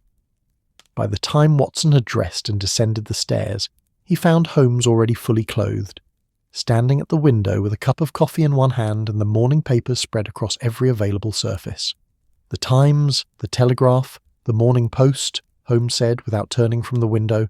Not a word about missing government couriers or stolen hats or mysterious goings-on at gentlemen's clubs, which tells us either that the matter has been successfully kept quiet, or that no one yet realises there's anything to report. Or both, Watson suggested, helping himself to coffee from the pot Mrs. Hudson had left warming by the fire. The liquid was strong and dark, exactly what his slightly foggy mind required. Or both, Holmes agreed. He turned from the window and Watson saw that his friend looked surprisingly well rested, despite what must have been a largely sleepless night spent contemplating the problem. Mycroft sent a note an hour ago. He's arranged for us to visit Whitehall this morning. Officially, as consultants on a matter of departmental security, it will give us access to records that might otherwise be challenging to obtain. Watson smiled at the delicate phrasing. In his years of association with Holmes, he'd learned that the detective's relationship with official channels was complicated at best. Holmes respected the law, but had little patience for bureaucracy, and his methods often involved acquiring information through means that wouldn't stand up to strict legal scrutiny. Having Mycroft smooth the way was a considerable advantage. They breakfasted quickly, bacon, eggs, toast with Mrs. Hudson's blackberry jam, and by 9 o'clock were in a cab heading toward Whitehall. The morning traffic was in full flow, London going about its business with that determined energy that characterised the city. Horse-drawn omnibuses lumbered past, their tops crowded with passengers. Delivery wagons jockeyed for position. A bicycle messenger weaved through the traffic with the confidence of someone who'd learned that in London, audacity was often rewarded more reliably than caution. The streets themselves told the story of a city in transition. Victorian London was a place of contrasts. Ancient churches standing beside modern office blocks, medieval street patterns trying to accommodate 19th century traffic, the old world and the new world coexisting in uneasy partnership. They passed a street sweeper clearing horse droppings with methodical efficiency, his broom moving in practised arcs while the traffic flowed around him like water around a stone. Whitehall was the beating heart of the British Empire's administrative machinery, a collection of imposing buildings where decisions made by clerks and ministers in panelled offices could affect the lives of millions of people scattered across a quarter of the globe. The architecture spoke of power and permanence, of an empire that intended to endure for centuries. Yet Watson, who had served in India and seen the complexities of that empire firsthand, knew that beneath the impressive facades lay a vast, complicated machinery of human endeavour, ambition, and occasional incompetence. Mycroft met them at the entrance to one of the more anonymous buildings, the sort of structure that didn't announce its purpose, but simply existed, solid and unremarkable. He looked more himself this morning, Watson noted with relief. The agitation of the previous evening had been replaced by that characteristic calm competence that made Mycroft Holmes one of the most valuable men in government despite, or perhaps because of, the fact that most people had no idea what exactly it was he did. "Gentlemen," Mycroft greeted them, his voice pitched low despite the fact that they were still outside in the relatively public space of the street. "I've arranged for us to meet with Under-Secretary Hartley. He oversees the courier service among his other responsibilities. I've told him we're conducting a routine security review. Nothing to cause alarm, but enough to justify asking questions." They followed Mycroft through corridors that seemed designed to confuse and intimidate. Long, narrow passages with identical doors bearing inscrutable number and letter combinations. Staircases that led to unexpected places, the occasional burst of natural light from a window overlooking an interior courtyard. The building smelled of paper and ink and leather, of coal fires and furniture polish, and that indefinable scent that Watson associated with institutions, the accumulated smell of decades of human occupation, of countless meetings and memorandums and decisions both momentous and trivial. Under Secretary Hartley's office was on the 3rd floor, at the end of a corridor lined with filing cabinets that suggested the sheer volume of paperwork required to run an empire. Hartley himself proved to be a man of perhaps 50, with the slightly harried look of someone perpetually behind on their work and resigned to never catching up. His desk was a landscape of papers, folders, and correspondence arranged in piles whose organisational logic was presumably known only to him. "Mr. Holmes," he said, rising to shake Mycroft's hand before turning to the others, "and this would be the famous Sherlock Holmes. I've read Dr. Watson's accounts with great interest, and Dr. Watson himself, of course. An honour, gentlemen. Please, sit. The office contained 3 chairs for visitors, which suggested that Hartley often had to conduct meetings with multiple people. The collaborative nature of government work made manifest in furniture arrangements. They settled themselves while Hartley cleared a space on his desk by the simple expedient of moving one pile of papers to join another pile on a side table. "Now then," Hartley said, "Mr. Mycroft Holmes mentioned you wished to review our courier service protocols. Routine security assessment, I understand. Always wise to periodically examine our procedures, of course. Can't be too careful in these times, the international situation being what it is and so forth." Holmes leaned forward slightly, his manner suggesting professional interest rather than suspicion. "Quite right, Mr. Hartley. We're particularly interested in your courier Edmund Carstairs. Could you tell us about his service record?"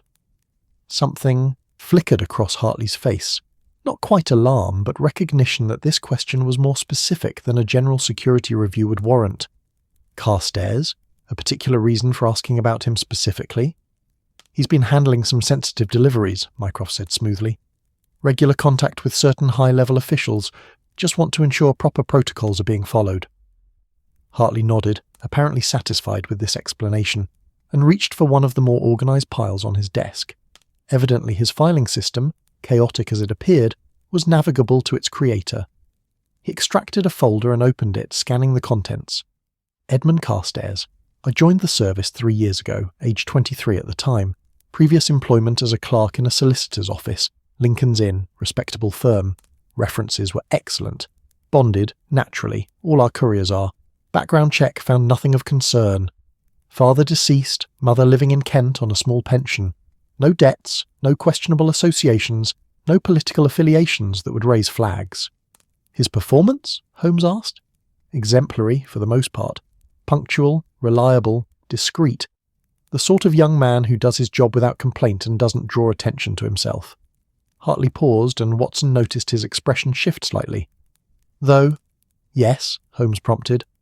"Well, there have been a few instances in recent months. Nothing serious, you understand, but irregularities. Deliveries that took longer than expected. A few occasions where he seemed distracted, not quite himself. I spoke with him about it. 6 weeks ago perhaps. Asked if everything was all right, whether he was having any personal difficulties." "And what did he say?" Hartley frowned, trying to recall.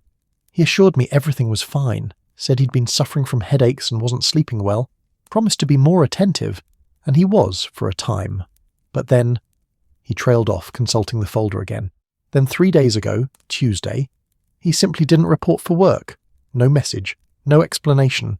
Most unlike him, and he hasn't been seen since." The 3 visitors exchanged glances.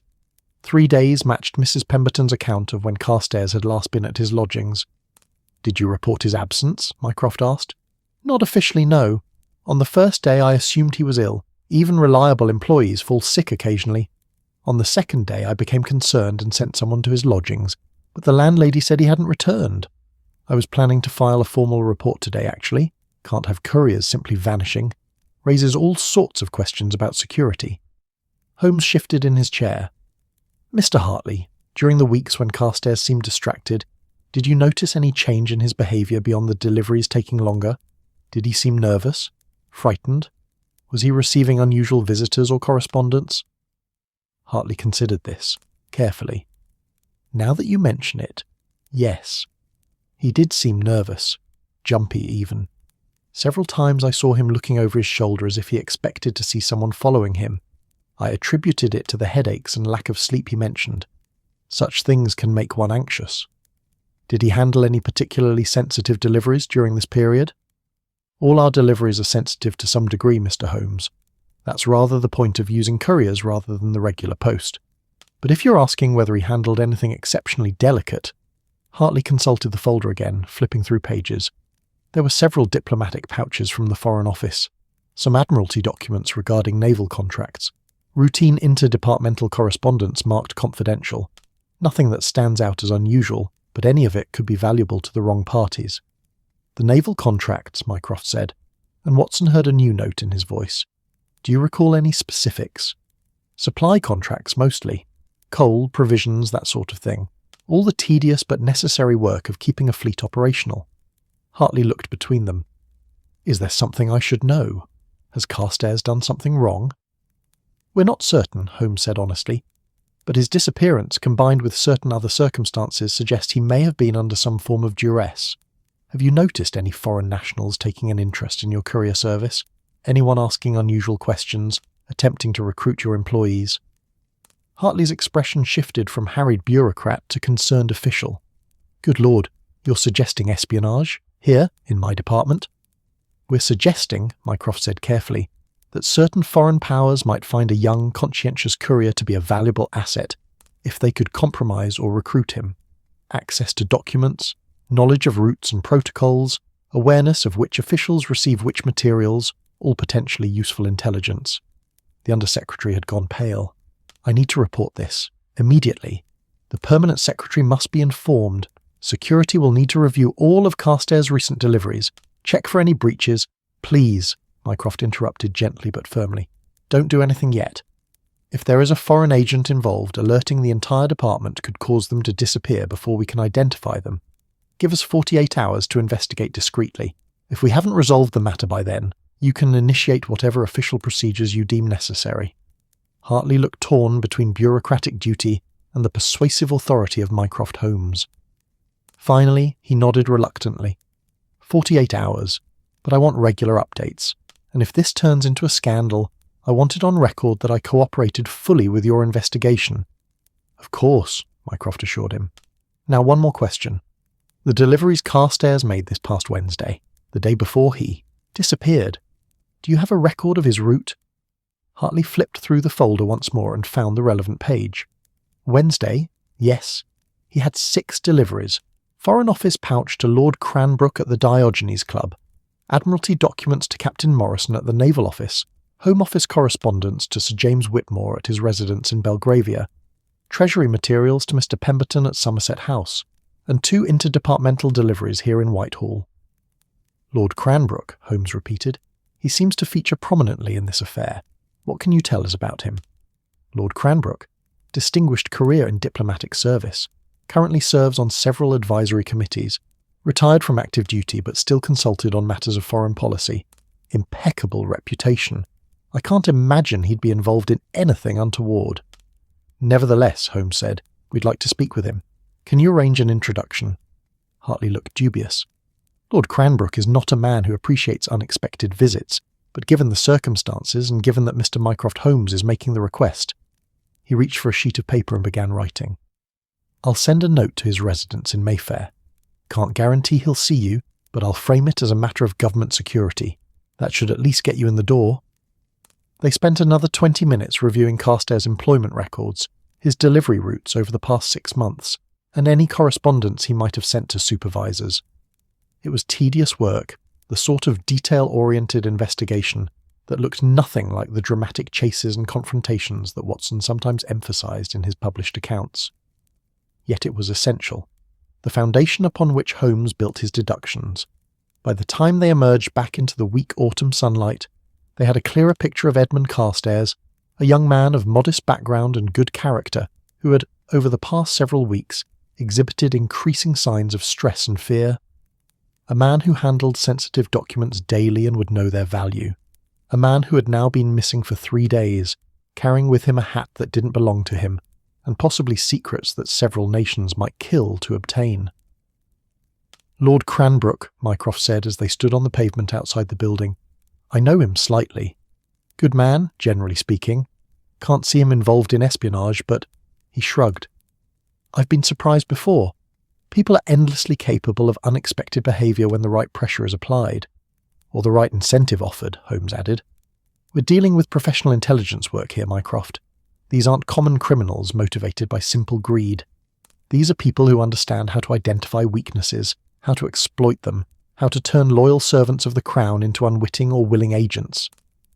A carriage clattered past, followed by a street vendor pushing a cart laden with apples, their red skins gleaming in the thin sunlight. London continued its daily business, indifferent to the small dramas of espionage and missing couriers that played out in its governmental corridors. The naval contracts, Watson said suddenly, the thought crystallising in his mind. Mycroft, you seemed particularly interested when Hartley mentioned them. Why? Mycroft glanced at his brother, some silent communication passing between them. Because, he said finally, there's been concern in certain circles that information about British naval movements and supply chains has been reaching foreign powers.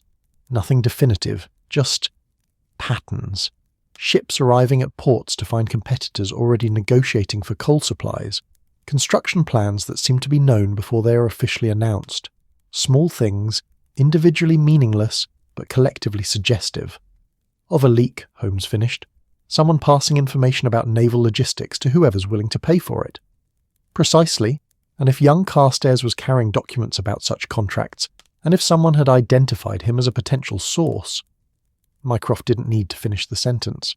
They stood in silence for a moment, 3 men on a London pavement contemplating the intricate web of international intelligence, where young couriers could become pawns in games they barely understood, where stolen hats could be vehicles for coded messages, where the mundane work of government administration could conceal treachery with the potential to affect the balance of power between nations. We need to find Carstairs, Holmes said finally, before someone else does, because I suspect that whoever orchestrated this affair won't leave loose ends untied, and a frightened courier who knows too much is a very dangerous loose end indeed. The safe houses, Mycroft said. I'll provide you with addresses. If he's gone to ground in one of them, we may yet find him alive and able to tell us who put him up to this. And if he's not in a safe house, Watson asked. Holmes' expression was grim. Then we expand the search. Because somewhere in this city of 4 million souls, Edmund Carstairs is hiding with a hat that could bring down a government official and expose an espionage network, and every hour that passes makes it more likely that the wrong people find him first. They hailed a cab, climbing in with that sense of urgency that had replaced the previous evening's more measured investigation. The game had changed. What had begun as a peculiar theft had become a race against time, with a young man's life hanging in the balance and international intrigue lurking in the shadows. As the cab pulled away from Whitehall, Watson looked back at the imposing buildings where the Empire's business was conducted. How many other secrets lurked behind those dignified facades?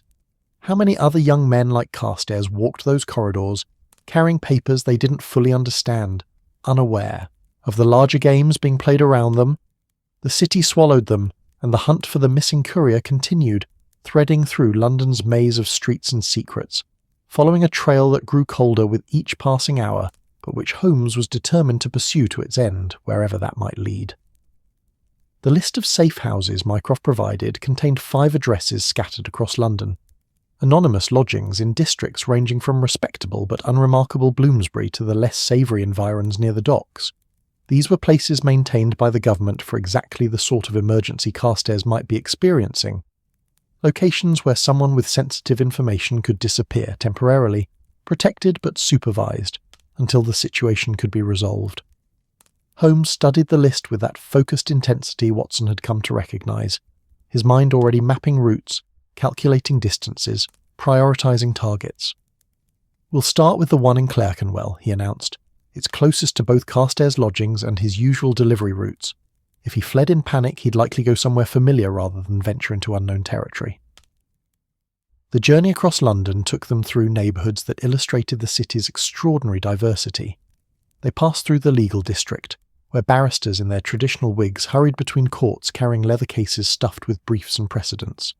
Through Holborn, where shops sold everything from books to boots to the elaborate mourning jewellery that Victorian society seemed to require in such quantity. Through Clerkenwell itself, an area that had been fashionable once but had descended through the social strata to become a place of small workshops, Italian immigrants, and the sort of people who needed cheap lodgings and didn't ask too many questions of their neighbours. The safe house occupied the upper floor of a narrow building wedged between a clockmaker's shop and a tobacconist. From the street it looked like any other set of rooms to let. A small brass plate beside the door listed J. Morrison rooms available, in letters so small and tarnished they could barely be read. But Holmes had explained that this anonymity was precisely the point. Safe houses needed to blend into their surroundings, to be places where someone could come and go without drawing attention. Holmes knocked, not with urgency, but with the measured confidence of someone who had a right to be there. The door was opened by a woman of perhaps 40, plain-featured and plainly dressed, with eyes that assessed them with practised efficiency. Watson recognised the type, someone trained to notice details, to evaluate threats, to maintain cover while remaining vigilant.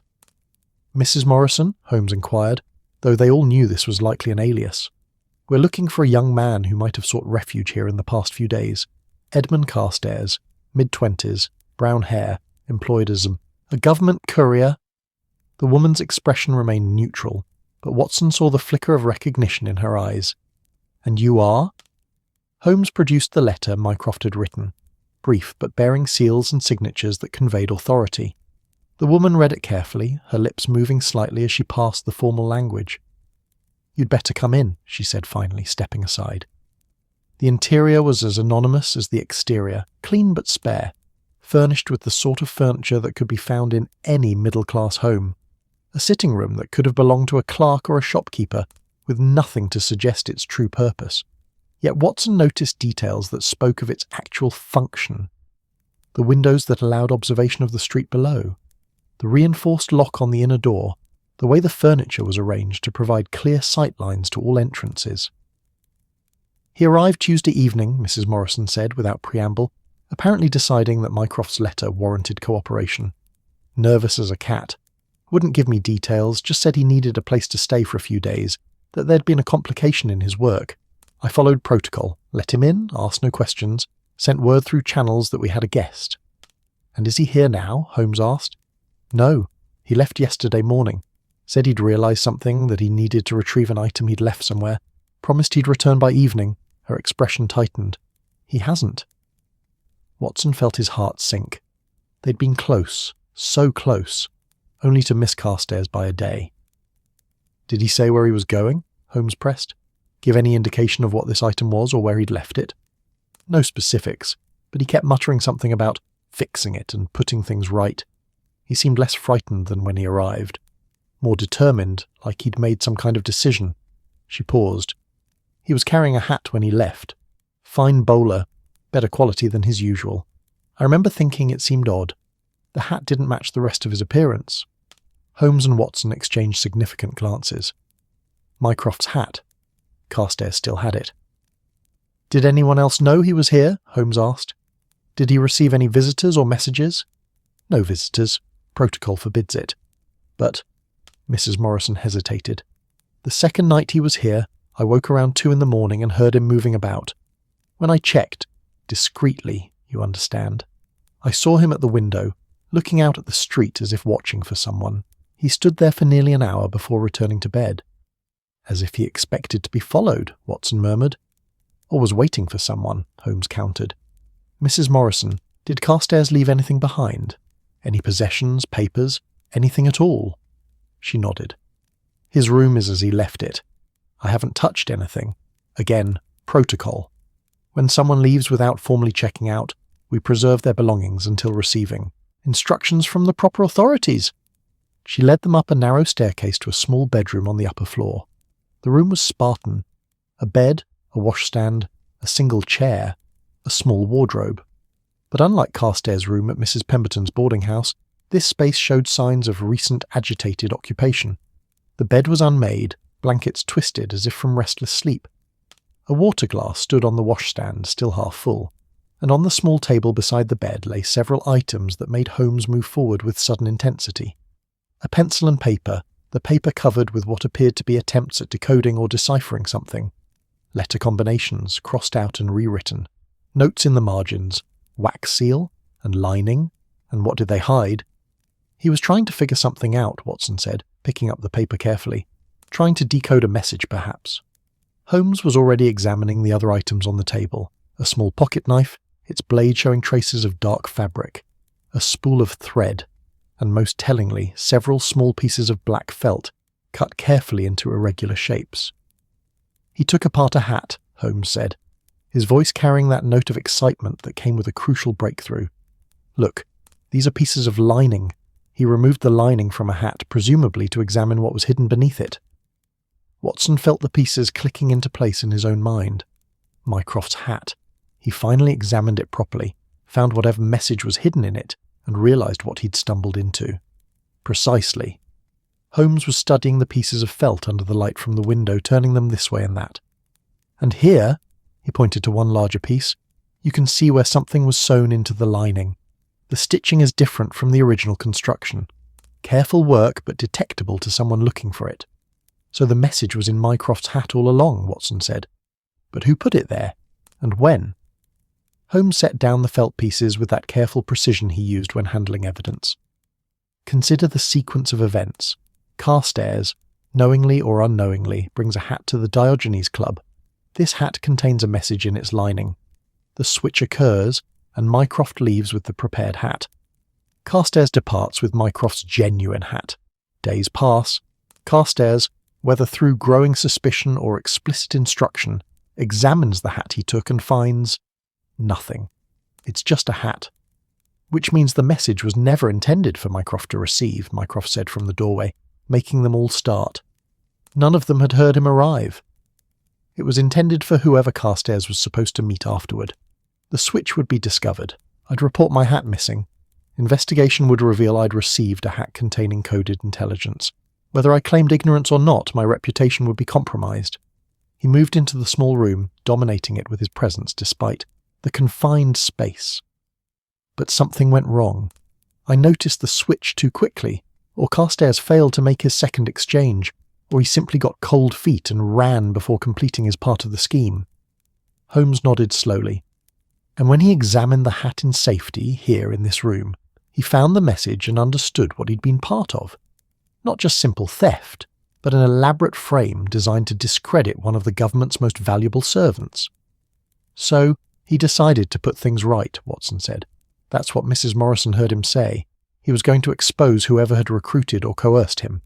Or return the evidence to the proper authorities, Holmes added. But to do that, he needed to retrieve the original hat, his own hat, which now presumably sits in the Diogenes Club's cloakroom, also containing a message. They all fell silent, contemplating this intricate dance of hats and messages, of frames within frames. Outside, the sounds of Clerkenwell continued. Hammers in workshops, voices calling in Italian and English, the rumble of cartwheels on cobblestones. Ordinary life proceeded while they stood in this anonymous room, passing the details of an espionage scheme. But if Carstairs left yesterday morning to retrieve his original hat, Watson said slowly, and he hasn't returned, then where is he? What's happened to him? That, Holmes said grimly, is the question that worries me most, because whoever orchestrated this scheme would have been watching for exactly such a move. They'd know that if Carstairs disappeared with Mycroft's hat, he might eventually work out what was happening. They'd be waiting for him to surface. Mycroft had moved to the window, looking down at the street below with that calculating expression both brothers shared when working through a problem. We need to return to the Diogenes Club. If Carstairs did attempt to retrieve his original hat, there'll be a record. Porter will remember. Unless Carstairs never made it there, Watson said quietly, unless someone intercepted him first. The afternoon light was beginning to take on that golden quality that came before evening, streaming through the window and illuminating the dust motes that danced in the air. The small room suddenly felt oppressive, as if the walls were closing in with the weight of all these secrets and schemes. Holmes gathered the pieces of felt carefully, wrapping them in his handkerchief. These may yet prove useful. Evidence of the message, even if the message itself is gone. He turned to Mrs. Morrison, who had been waiting patiently in the doorway. If Carstairs returns, when he returns, send word immediately to 221B Baker Street, and if anyone else comes asking about him, anyone at all, note their description and send word of that as well, she nodded, her expression suggesting this was far from the first time she'd been given such instructions. The journey back to Pall Mall and the Diogenes Club took them through London, now in full late afternoon bustle. Office workers were beginning their homeward journeys, shops were experiencing their final rush of the day, street lamps were being lit one by one as the lamplighters made their rounds. The city was transforming itself from day to evening, that liminal time when anything seemed possible, and the fog was beginning to rise again from the Thames. Porter was at his usual station in the cloakroom, and his face showed relief when he saw them. "Mr. Mycroft Holmes, sir. I was hoping you'd return. Something peculiar happened yesterday morning." "Carstairs," Holmes said. It wasn't a question. "Yes, sir. The young courier. He arrived just after we opened, looking quite agitated. Asked if there was a black bowler hat left unclaimed from Wednesday. Said he'd made a mistake, took the wrong hat by accident, wanted to return it and collect his own." "And?" Holmes prompted when Porter paused. "I told him yes, we did have an unclaimed hat from that day, but before I could retrieve it he became even more agitated. Asked if anyone else had inquired about it, if anyone had examined it. I told him no, that it had remained locked in the cloakroom storage exactly as procedure requires for unclaimed items." "What did he do then?" Porter's expression was troubled. "He seemed relieved, sir. Said he'd return later with proper identification to claim it. But then, and this is the peculiar part, as he was leaving, a gentleman approached him on the steps outside. I saw them through the window. They spoke briefly, and Mr. Carstairs' whole demeanour changed. He looked terrified, sir. Absolutely terrified." Watson felt a chill that had nothing to do with the temperature. "Describe this gentleman." 50s, perhaps, well-dressed, military-bearing, grey hair, considerable moustache. Carried himself like someone accustomed to authority. They spoke for perhaps 2 minutes, then they walked away together, though I had the distinct impression Mr. Carstairs went with him reluctantly. Holmes and Mycroft were already moving toward the door, that synchronization of movement that came from shared understanding. "The hat," Holmes called back to Porter. "Carstairs' original hat. We need it. Now." Porter produced it from the storage area with commendable speed. A black bowler, similar to dozens of others, yet to Holmes's eyes clearly distinctive. The detective took it almost reverently, turning it slowly in the light from the gas lamps that had just been lit for the evening. "There," he said softly, his fingers finding something in the inner band. "Feel this, Watson. The stitching." Watson ran his fingers along where Holmes indicated and felt it. A slight irregularity in the band, where something had been sewn into the fabric and then removed. The thread was different, the work careful but detectable to a searching hand. "The message was here," Holmes said, "in Carstairs' hat. Whoever recruited him had him carry it unknowingly, probably for weeks. Then, when the time was right, they arranged for the switch at the Diogenes Club. Mycroft would leave with the incriminating hat. Carstairs would depart with the one containing the real intelligence. Intelligence that was meant to be collected by the well-dressed gentleman who approached him yesterday. "But we discovered the switch too soon," Mycroft said. "The plan fell apart. And when Carstairs tried to rectify the situation, he walked right into the arms of the very people he should have been fleeing from," Holmes finished. "Military bearing, you said, Porter? Grey hair, considerable moustache." "Yes, sir. Distinguished-looking gentleman. Would have fit right in as a member here, if you understand my meaning." Holmes and Watson exchanged glances. They both knew what that description suggested. Not a foreign agent operating in obvious disguise, but someone who could move through British society without raising suspicion. Someone who might even be British themselves. "Lord Cranbrook," Mycroft said quietly. 50s, military background from his diplomatic service, grey hair, distinguished appearance, and he's been receiving regular deliveries from Carstairs for months. The pieces were assembling themselves into a picture none of them wanted to see. A picture of betrayal at the highest levels, of a respected member of the establishment turned traitor, of a young courier caught between forces he couldn't hope to match. "We need to find Cranbrook," Holmes said, his voice tight with urgency, "and we need to find him tonight, before whatever he's planning reaches its conclusion, because I suspect Edmund Carstairs has very little time left, and possibly none at all." The fog was rising thick now, wrapping around the club's dignified facade, turning Pall Mall into a mysterious corridor where anything might be lurking just beyond the range of visibility. Somewhere in that fog-wrapped city, a young courier was running out of time, and the only people who might save him were standing in a gentleman's club cloakroom, holding 2 hats that had been at the centre of a scheme to topple governments and destroy lives. The game had entered its final phase, and the stakes had never been higher. The address Mycroft provided for Lord Cranbrook's London residence was in Mayfair, that enclave of wealth and privilege where the city's most prosperous citizens maintained their townhouses. The buildings here spoke of old money and older traditions, Georgian facades maintained with meticulous care, brass door fittings polished to mirror brightness, windows that glowed with the warm light of gas lamps and wealth insulated from the harsher realities of London life. As their cab navigated through the thickening fog, Holmes sat in contemplative silence, the two hats resting on his lap like evidence in a trial that had yet to begin. Watson watched the city transform around them, the transition from the commercial bustle of Pall Mall through the transitional spaces where different Londons met and mingled, finally arriving at these quiet, confident streets where power resided in understated elegance. "Approach carefully," Mycroft cautioned, as they neared Cranbrook's address.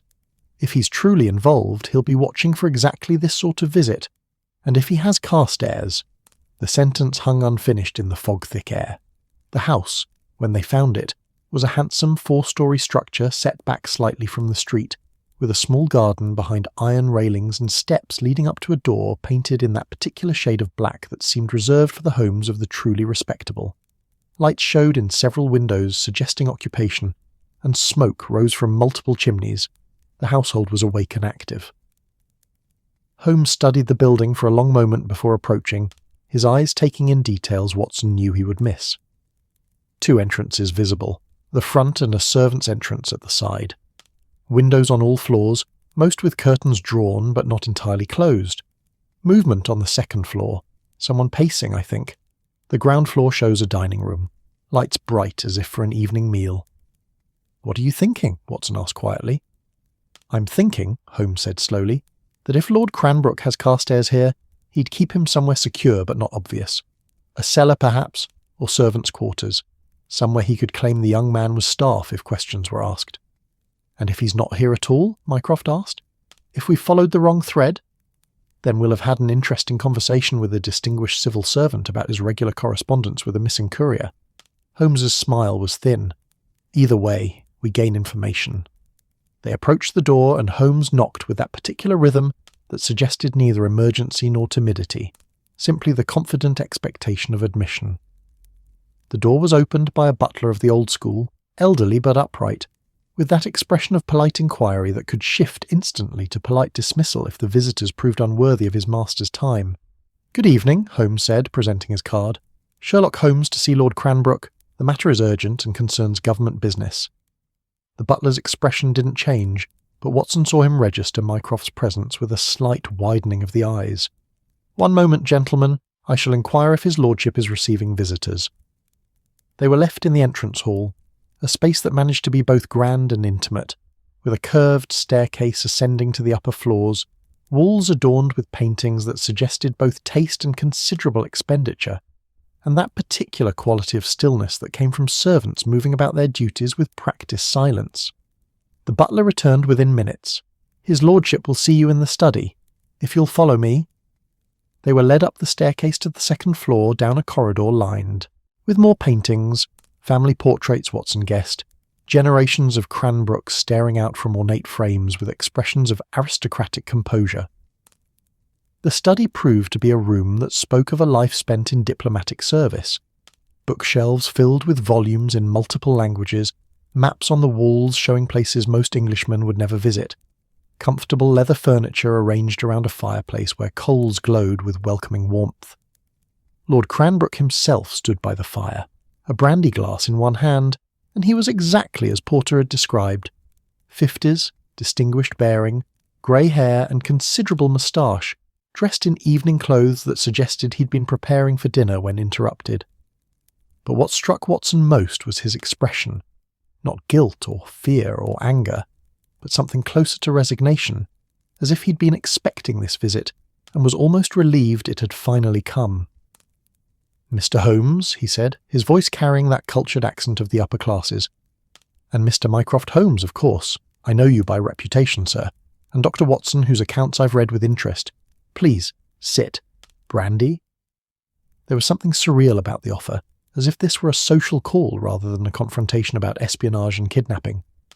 Yet Holmes accepted the hospitality with equal politeness, taking a seat and accepting a glass while his eyes continued to catalogue every detail of the room. "We're looking for Edmund Carstairs," Holmes said without preamble. "The courier who's been delivering your Foreign Office correspondence. I believe you encountered him yesterday morning outside the Diogenes Club." Cranbrook took a long sip of his brandy before responding. "Yes, I did." The admission hung in the air like smoke. Watson found himself gripping the arms of his chair, expecting violence or flight or some dramatic revelation. But Cranbrook simply stood there, looking tired and somehow diminished despite his distinguished appearance.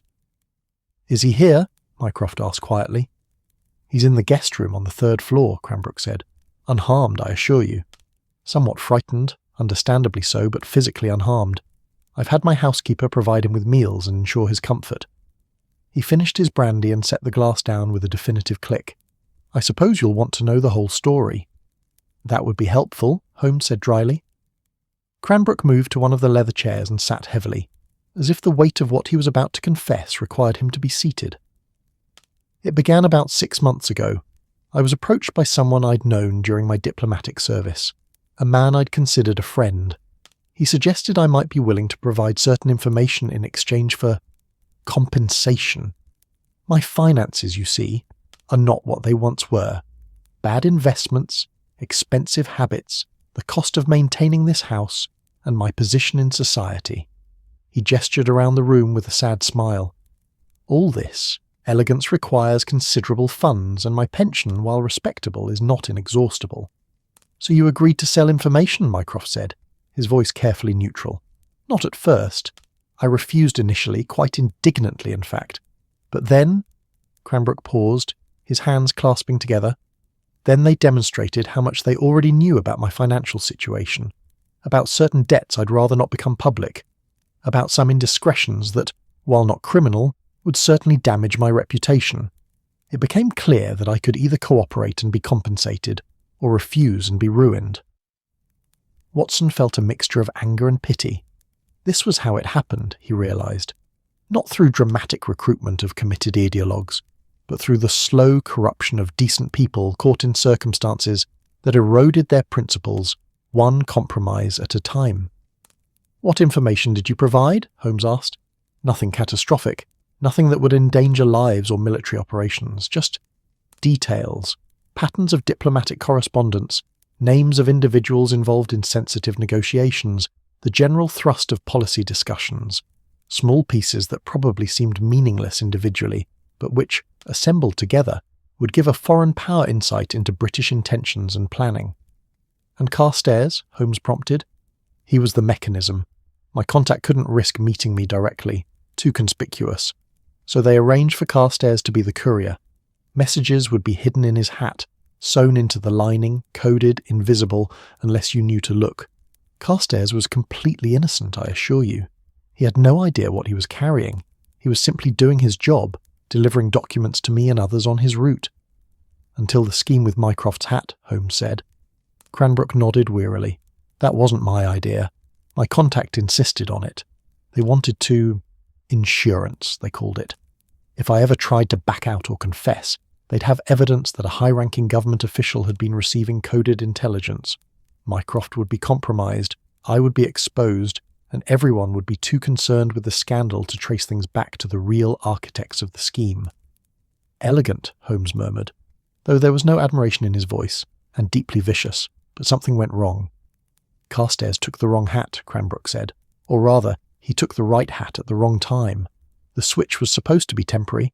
Mycroft would leave with the prepared hat, but it would be switched back before anyone noticed. The discovery of the message was meant to come later, after being planted somewhere more official. But Mycroft noticed immediately, and suddenly the whole plan was falling apart." "And when Carstairs came to the Diogenes Club yesterday morning," Watson asked, "he'd worked it out, examined the hat, found evidence of the message, understood he'd been used. He was going to go to the authorities, expose the entire network. I couldn't let that happen, not for my sake, but because—" Cranbrook's voice dropped to barely above a whisper. "Because my contact made it clear that if the scheme was exposed, my family would suffer. My daughter, my grandchildren. These people don't make idle threats." The room fell silent except for the soft crackle of the fire. Outside, the fog pressed against the windows, and somewhere in the house below, someone was playing piano, a melancholy nocturne that seemed to underscore the sadness of the moment. "So you brought him here," Holmes said, "to keep him quiet while you worked out what to do. To keep him safe, actually. My contact wanted him eliminated. Removed from the equation, they phrased it. I convinced them I could handle it quietly without violence, that I'd secure his silence through persuasion or payment." Cranbrook looked up, and Watson saw genuine anguish in his eyes. "I'm a traitor, gentlemen. I'll not deny that. But I'm not a murderer. I couldn't let them kill that boy for the crime of doing his job competently." Mycroft had been silent through this confession, his expression unreadable. Now he spoke, his voice carrying that weight of authority that came from his position at the heart of government. "Who is your contact? Who orchestrated this network?" Cranbrook smiled sadly. "I don't know. Truly, I don't.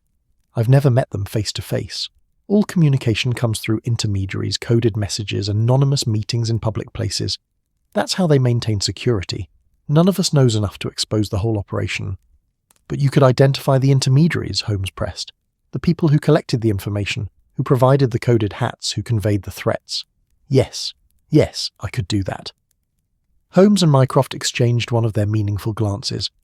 Watson could almost see the calculation happening between them, weighing the value of Cranbrook's cooperation against the severity of his crimes, balancing justice against pragmatism, considering what outcome would best serve the nation's interests. "Here's what's going to happen," Mycroft said finally. "You're going to provide us with every detail of this network you possess. Names, meeting places, methods of communication, everything. You're going to help us identify and apprehend these intermediaries. In exchange, we'll consider the mitigating circumstances, your cooperation, your protection of Carstairs, the coercion you experienced." "You'll go quietly into retirement," Holmes added. "Abroad, preferably. Your reputation will remain intact, your family protected. But your days in British society, your access to sensitive information, your comfortable life here, all of that ends tonight." Cranbrook's eyes glistened, but he nodded. "I understand. It's more than I deserve, honestly. I'll tell you everything I know." "And Carstairs," Watson said, feeling someone should speak for the young courier who'd been caught up in all this through no fault of his own. "What happened to him?" "He returns to his life," Mycroft said, "with the understanding that what he's learned is covered by the Official Secrets Act and must never be discussed. He'll be reassigned to different duties, somewhere his skills can be used without placing him in proximity to sensitive diplomatic communications, and he'll be watched discreetly to ensure he keeps that silence." Holmes stood, setting down his barely touched brandy. "Show us Carstairs. We'll need to speak with him, ensure he understands the situation." They followed Cranbrook up another flight of stairs to the third floor, where the servants' quarters would typically be located. He knocked gently on one of the doors. "Mr. Carstairs, it's Lord Cranbrook. There are some gentlemen here to see you. You're quite safe now." The door opened cautiously to reveal a young man who matched all the descriptions they'd gathered. Mid-20s, brown hair, respectable appearance, but with eyes that showed the strain of the past several days. When he saw the three visitors, his expression shifted through confusion to hope for relief in rapid succession. "Mr. Mycroft Holmes?" he asked, his voice uncertain. "Among others," Mycroft confirmed gently. "You've had quite an adventure, Mr. Carstairs. Why don't you come downstairs, have some tea, and we'll sort this all out." The next hour passed in that strange combination of tension and domesticity that Watson had experienced before in Holmes's investigations. They gathered in Cranbrook's dining room, all of them, including Cranbrook's elderly housekeeper who was summoned to provide tea and biscuits with the sort of unflappable efficiency that suggested she'd served tea through far stranger circumstances in her time. Carstairs told his story in a voice that gradually steadied as he spoke, how he'd noticed nothing unusual at first, just routine deliveries to various officials, how he'd only begun to suspect something was wrong when he'd overheard a conversation between two men following him, speaking in a foreign language about the courier and the package, how his growing fear had made him increasingly nervous and distracted at work, how the hat switch at the Diogenes Club had been accidental on his part. He'd simply grabbed the first black bowler in his panic to leave quickly when he'd spotted one of the men who'd been following him standing across the street. "I didn't know what to do," Carstairs said, his hands wrapped around his teacup as if drawing warmth from it. I knew I'd taken the wrong hat, but I was too frightened to return immediately. Then when I examined it and found evidence of something hidden in the lining, I realised I'd stumbled into something much larger than simple theft. I went to the safe house, tried to work out what to do, and finally decided I had to return the hat and report everything officially. Which is when Lord Cranbrook intercepted you, Holmes said. Yes. He told me I was in danger, that there were people looking for me who wouldn't hesitate to kill me to keep their scheme secret. He said he could protect me if I came with him. I didn't know if I should trust him, but... Carstairs shrugged helplessly. I was terrified, and he seemed genuinely concerned for my safety. He was, Mycroft said, glancing at Cranbrook, who sat at the far end of the table, looking diminished and defeated. In his way, he was trying to protect you, though his motives were complicated by his own involvement in the affair. They spent another hour working through details, Cranbrook providing names and descriptions of his contacts, Carstairs corroborating details about his deliveries and the pattern of being followed. Holmes took meticulous notes, his mind already organising the information into actionable intelligence. Mycroft occasionally interjected questions with that incisive precision that demonstrated why he was so valuable to the government. By the time they finally prepared to leave, full darkness had settled over London, and the fog had achieved that thickness where the city became a collection of isolated pools of gaslight separated by gulfs of grey uncertainty. Cranbrook had been placed under informal house arrest. One of Mycroft's people would arrive within the hour to ensure he didn't attempt to flee or warn his contacts. Carstairs would return to Baker Street with them, where he'd stay until arrangements could be made for his protection and eventual reassignment. As they emerged into the fog-wrapped street, Carstairs carrying both hats, the physical evidence of the scheme that had nearly destroyed multiple lives, Watson found himself thinking about the strange journey these objects had taken. From innocent accessories to vehicles for espionage to evidence of treachery, they'd been at the centre of a drama that illustrated both the complexity of international intelligence work and the human cost of such games. The cab ride back to Baker Street passed in relative silence, each man absorbed in his own thoughts. Carstairs stared out the window at the fog, occasionally touching the hats, as if to reassure himself they were real. Mycroft sat with that distant expression that suggested his mind was already moving ahead to the next steps, the arrests to be made, the network to be dismantled, the diplomatic complications to be managed.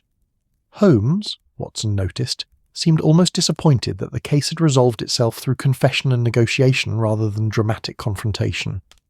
Yet there was satisfaction too in his expression, the satisfaction of a puzzle solved, even if the solution had been more mundane than the elaborate scenarios his mind had been constructing.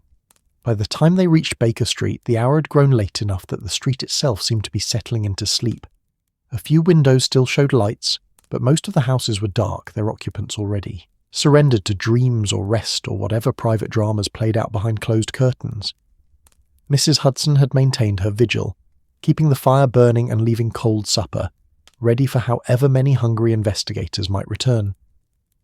She took one look at Carstairs, young, exhausted, obviously in need of care, and immediately adopted that maternal efficiency that made her such an invaluable part of the household. "The poor lamb," she declared, ushering him toward the warmth of the fire. "You look half-starved and entirely worn out. Sit yourself down while I fetch something more substantial than biscuits. And Mr. Holmes, Dr. Watson, I trust you'll be explaining to me in the morning why you're bringing home stray government couriers at this unseemly hour." Despite everything, or perhaps because of everything, they all laughed. It was the laughter of tension released, of danger past, of the simple relief that comes from returning to familiar safe spaces after venturing into uncertainty. They settled around the fire, and Mrs. Hudson produced what seemed like an inexhaustible supply of food: cold chicken, bread and butter, cheese, pickles, and her justly famous apple tart. Carstairs ate with the appetite of someone who'd been too nervous to eat properly for days, while the others picked at their plates and gradually relaxed into the comfortable domesticity of Baker Street. "What happens now?" Carstairs asked eventually, his plate finally empty, his expression showing the first signs of genuine peace since they'd met him. "Now," Mycroft said, "you rest. Tomorrow you'll be interviewed properly, your testimony recorded officially. Within a week you'll be reassigned to new duties, still government service, but somewhere your particular talents can be used without placing you at risk. You'll be watched, discreetly, For your own protection as much as for security purposes, but your life, Mr. Carstairs, continues. Changed, certainly, but not ended. And Lord Cranbrook will face consequences appropriate to his actions and his cooperation. Justice, Mr. Carstairs, is complicated when dealing with matters of national security. Sometimes the greater good requires compromises that seem unjust on an individual level. But I can assure you that the network he was part of will be dismantled, and the threat it represented will be neutralized. Holmes had been quiet through this exchange, smoking his pipe and staring into the fire. Now he spoke, his voice thoughtful.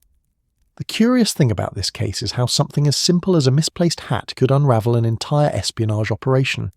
If you hadn't taken the wrong hat in your moment of panic, Mr. Carstairs, if Mycroft hadn't noticed the switch so quickly, if any of a dozen small details had gone differently, this scheme might have succeeded in compromising a valuable government servant and continuing to operate undetected. Chaos theory, Watson suggested. The butterfly's wing that causes the storm. Precisely, though in this case more of a hatmaker's error causing an intelligence disaster. Holmes smiled slightly. There's a lesson there about the unpredictability of human affairs, about how the most elaborate plans can be undone by the most mundane accidents. They sat in comfortable silence for a while, watching the fire burn down to embers. Outside, London continued its nighttime existence. Cabs still rattled past occasionally. Late workers made their way home. Policemen walked their beats. The great city breathed its slow, sleeping breath. Eventually Mycroft rose, preparing to depart. I should return to my own lodgings. Tomorrow will be a busy day. Many threads to pull, many loose ends to tie up. But tonight... He paused, looking at his brother with something approaching affection. Tonight, Sherlock, I'm grateful. For your help, your insight, your unwillingness to dismiss what seemed like a trivial complaint. It was never trivial, Holmes said. A hat belonging to Mycroft Holmes doesn't simply vanish. There had to be a reason, a pattern, a purpose. Following that logic to its conclusion was merely what anyone would do. Anyone with your particular gifts, Mycroft corrected, which is to say, almost no one. Good night, brother. Dr. Watson, Mr. Carstairs. I'll send word in the morning about arrangements. After Mycroft departed, Watson helped Mrs. Hudson settle Carstairs in the spare room. Clean sheets, a warm fire, the sort of simple comforts that seemed impossibly luxurious after days of fear and uncertainty. The young man was asleep almost before his head touched the pillow, exhaustion finally claiming him now that safety had been achieved. Watson returned to the sitting room to find Holmes still by the fire, the two hats resting on the table beside him, Mycroft's elegant bowler and Carstairs' similar but distinct hat, both now stripped of their hidden messages but retaining their importance as evidence and symbol. Quite a journey for a couple of hats, Watson observed, settling back into his chair. Quite a journey for all of us, Holmes agreed, from a peaceful afternoon disrupted by an agitated Mycroft to the exposure of an espionage network and the rescue of a young courier, all because someone was careless, or perhaps desperate enough to grab the wrong hat in a moment of panic. Do you think Cranbrook was telling the truth about being coerced? Holmes considered this. Partially, perhaps. People rarely lie completely, Watson. They tell the truth as they wish it were, or as they've come to believe it after sufficient self-justification. Cranbrook wanted money, and was willing to compromise his principles to get it. But he also wanted to believe he was a victim rather than a villain. The truth as usual lies somewhere in the complexity between those extremes. The fire had burned down to a soft glow now, barely illuminating the familiar clutter of the sitting room. Watson felt that particular exhaustion, that came not just from physical tiredness but from the emotional weight of the day, the tension, the revelations, the small tragedy of watching a distinguished man reveal himself as something less than distinguished. I think, Watson said slowly, I'll write this one up. Not immediately, some of the details will need to remain secret, but eventually, people should know that sometimes the great cases begin with something as simple as a missing hat. That heroism can be found in young couriers who refuse to be accomplices to schemes they don't understand, that even traitors can have moments of decency. Write it, Holmes encouraged, though perhaps you might add more emphasis to the deductive reasoning and less to the philosophical musings. The public does enjoy a good bit of logical demonstration, Watson smiled. I'll try to balance both, give them the deduction they expect and the humanity they need. They sat in companionable silence as the last embers faded, and the room grew darker. Outside, the fog finally began to lift, dispersed by a wind from the river. Tomorrow would bring new complications, new work, new challenges, but tonight, in this moment, there was only the quiet satisfaction of a case concluded, a young man saved, a network exposed, and the simple pleasure of being home, safe, in the familiar comfort of Baker Street. The two hats sat on the table, silent witnesses to their own strange adventure. They would be catalogued, filed away as evidence, eventually forgotten by everyone except those few who had been touched by their journey. But for now, they rested in the gathering darkness, their tale told, their purpose served, their mystery finally and completely resolved. And somewhere in the spare room, Edmund Carstairs slept peacefully for the first time in weeks, dreaming perhaps of simpler days to come, of carrying documents that contained only what they appeared to contain, of hats that were simply hats and nothing more. The mystery of the missing hat had been solved, its secrets revealed, its players accounted for. And London, that vast, fog-wrapped, endlessly complicated city, continued its eternal existence, indifferent to the small dramas that played out in its streets and homes, eternal guardians of millions of stories, some told and many more never to be known. Peace settled over Baker Street like a gentle blanket, and the long, strange case of Mycroft's missing bowler came at last to its quiet, satisfying end. That's our story for tonight. Maybe you're drifting off in the midnight hush of Stockholm, the warm glow of Cape Town, the gentle night rhythm of Bangkok, or the quiet seaside calm of Sydney. If this moment brought you ease, like the episode and subscribe for more peaceful nights ahead. Let the world fade softly, let your breath slow, let your dreams find their own path. Sleep deeply now, wherever you are in this wide and wondrous world.